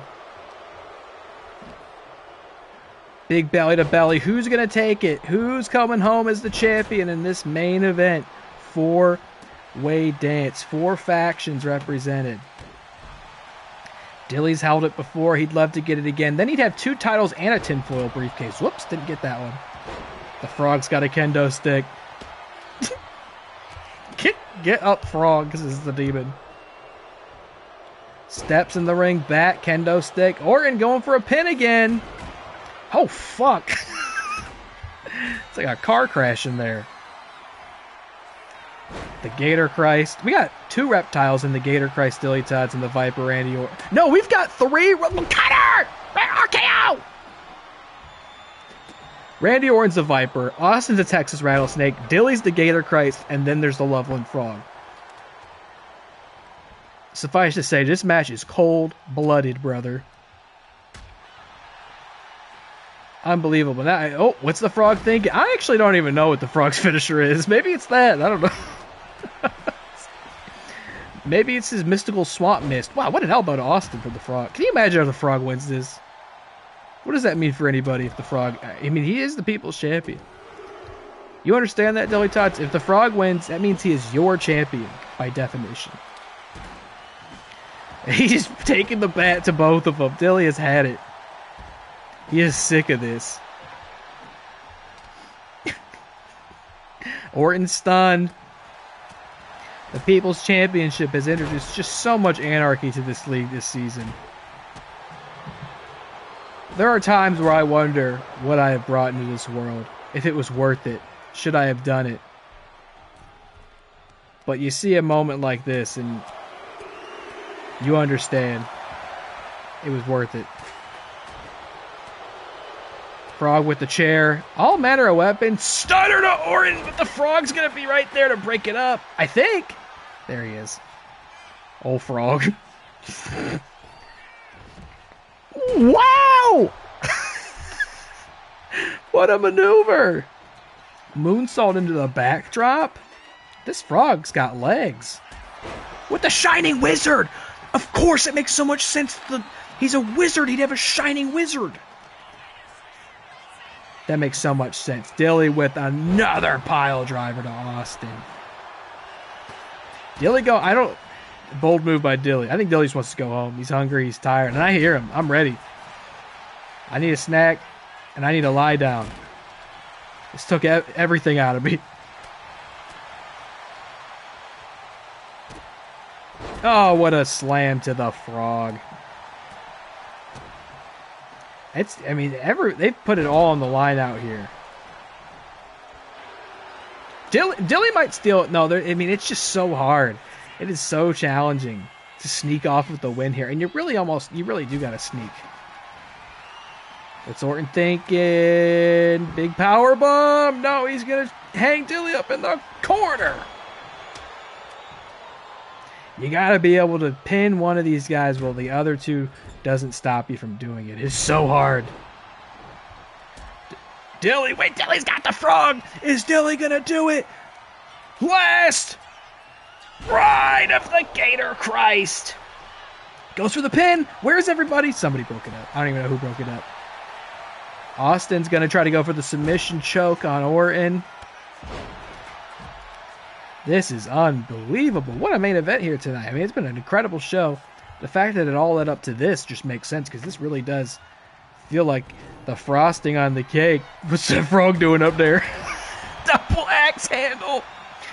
And I think Dilly smashed Orton's head open with the stairs. How are any of these guys standing? The frog's dancing or doing a kata. I don't know. Unbelievable, the backstabbing bastard frog. Austin's back in there. He's got to regroup.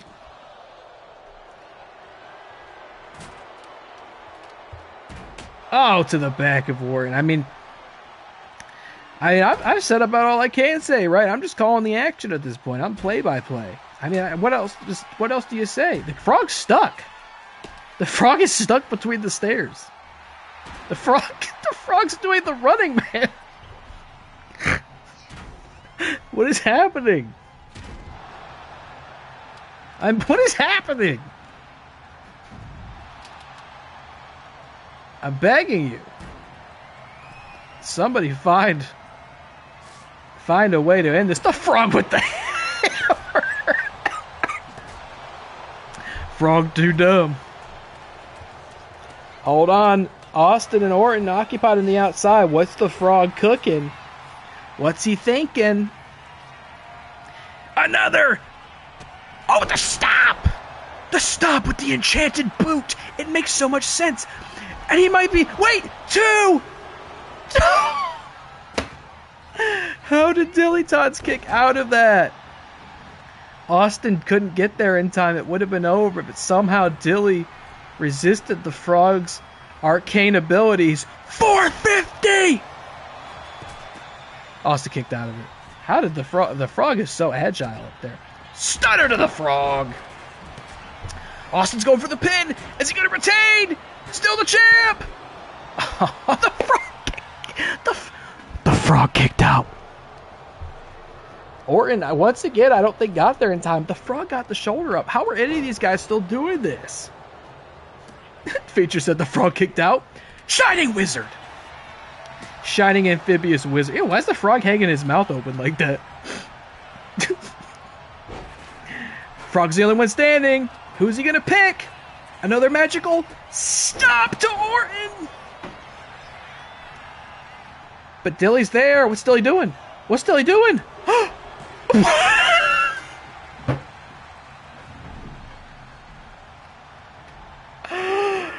Oh my!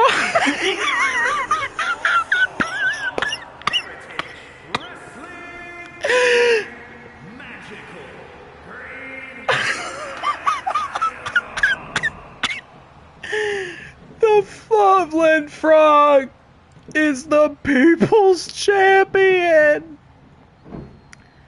The Tadpole dream has come true. Look at Orton, he's so mad out there. He's frozen in place. from Loveland to Phoenix and all around the world, the Loveland Frog is the people's champion of WATCW. Is Connor right? Look at the shot. What's Orton doing back there? Oh. Orton is plotting. Everybody's in equivalent, like, people are mad. They're celebrating. The greatest of all time. Look at this picture. If there's any one image I want people to remember about WATCW, it's this one. It's the Loveland Frog holding the title over his head while Randy Orton seemingly has the ring rope in his mouth. He's so mad about it. FeaturedFilms redeeming his points. He will challenge for that title again at the Real Rumble. DillyTodds redeeming his points. Once again challenging for that title at the Real Rumble. We might end up having to run this exact same match back. Chris wants to have a meeting about the magic boots, the source of his arcane abilities. This frog is your people's champ. You all live in Loveland now. Get used to it. What a show. Folks, thank you so much for making tonight possible. The Loveland Frog with the huge debut win, ushering in the era of the cryptid. It's been my divine honor, and oh my god, wait a minute, wait. What's going on? I'm getting word a fight's broken out backstage between FeaturedFilms and the Sword. Hold on, we're going backstage. Can we get security back there? What's going on? Can we get security back there? What's going on? Can we get eyes back there? What's going on? Feature's bruised and bloodied, and that's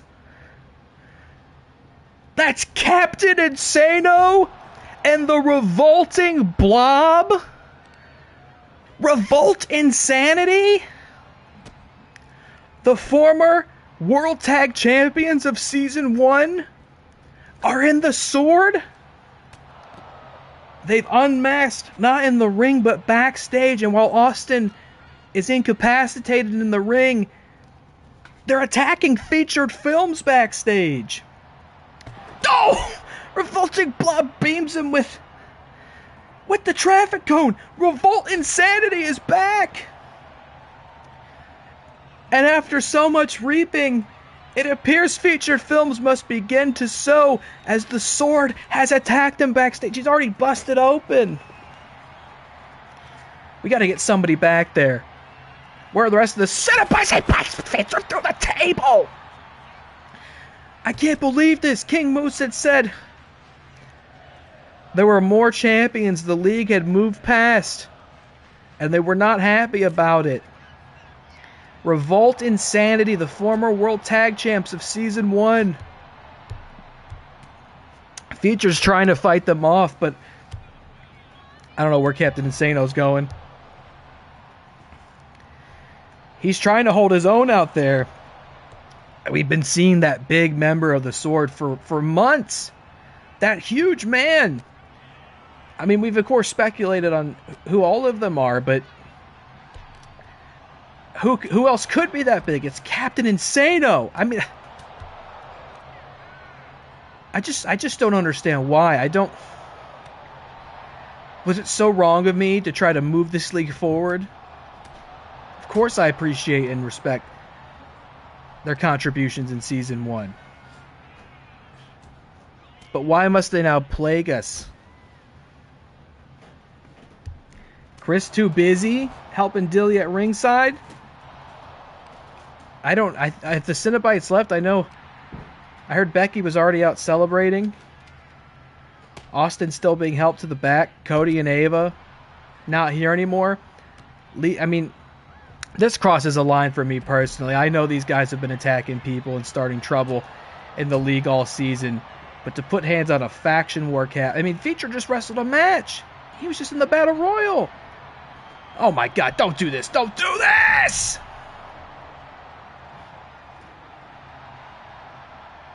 Why? Why him? Because he was so brave to challenge them. He's supposed to be there with Austin in Mexico. They're going to put him in the hospital. The Blob's got a shove. This show's supposed to be over. Oh my God. King Moose said he would restore glory to WATCW. Is this what that looks like? Attacking a man, blindsiding him backstage. My God, when's it gonna quit? Some security, EMT, somebody get back there. I mean, do I have to go? Do I have to get back there? I can't help but wonder if I was premature in disbanding TMOFB. I did it. I'm stunner to the Blob. Featured's fighting him off. Come on. I disbanded Team OFB because I was willing to take the fall, but I didn't mean for it to put the rest of this league in harm's way. He didn't do anything wrong. Come at me. Come for me, you cowards.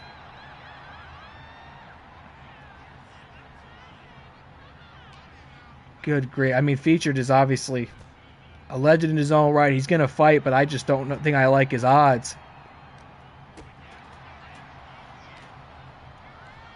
Let him cook. Send a group chat going crazy. I mean, how's nobody going to help this guy? I mean, he's fighting him off. Ugh. Captain Insano is just so fucking big. He's got that chair. Another stunner to the Blob. And Featured just might do it, damn it. Fight on. Show these bastards. I think the Blob's out. I think the Blob's knocked out cold. No, he's getting up. Show these bastards who they're messing with. They want to come back and compete in WATCW now? Another stunner for the Blob. You show him. He's going to take them both on all by himself. If someone had a challenge card, could they challenge the Sword? It's an interesting question. I mean, these guys don't even really technically work here. He's fighting him off. I mean, he's staying in control, but hard to get the job done when you turn around. And another one's right there. I mean, he's already bloodied. He's already bruised.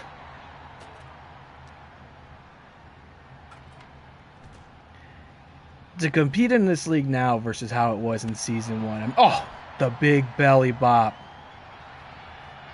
It's a different thing, man, and I think Revolt and Sanity are learning it the hard way. This guy's not even active competition. I look at that Feature, hit that move, and it may have done more damage to him. He was in control, and he's still in pain on the ground there. He might have broken rib, internal bleeding. We're going to have to take this man to a local medical facility tonight. I don't know if he's going to be able to travel after this. Austin might be fending for himself in Mexico. Oh, the classic mistake people make. Look, they're both laid out. The captain of the Cenobite stands tall. You can't be aura farming backstage. You got to keep your eyes on the prize, even in a handicap match. Oh, come on. That's right, Feature. Tell him. Tell him what for. Revolt and... I mean, you could have given me a million guesses and I wouldn't have guessed these guys. Oh! Busted open again. He's got lacerations of the face. Where you going, Captain Insano? The shovel again. Did Captain Insano just take the elevator? Where's he going? Did Captain Insano just leave the scene? Oh my God, he's been stunned. Hit with the shovel, the Blob. Ugh. Oh my God. Please somebody just bring an end to this. Oh my God, not that. Don't do that! Good grief. Not the bonsai drop from the revolting Blob. Just end this already. For the love of God, and there it is. Oh my God, I think they're finally done.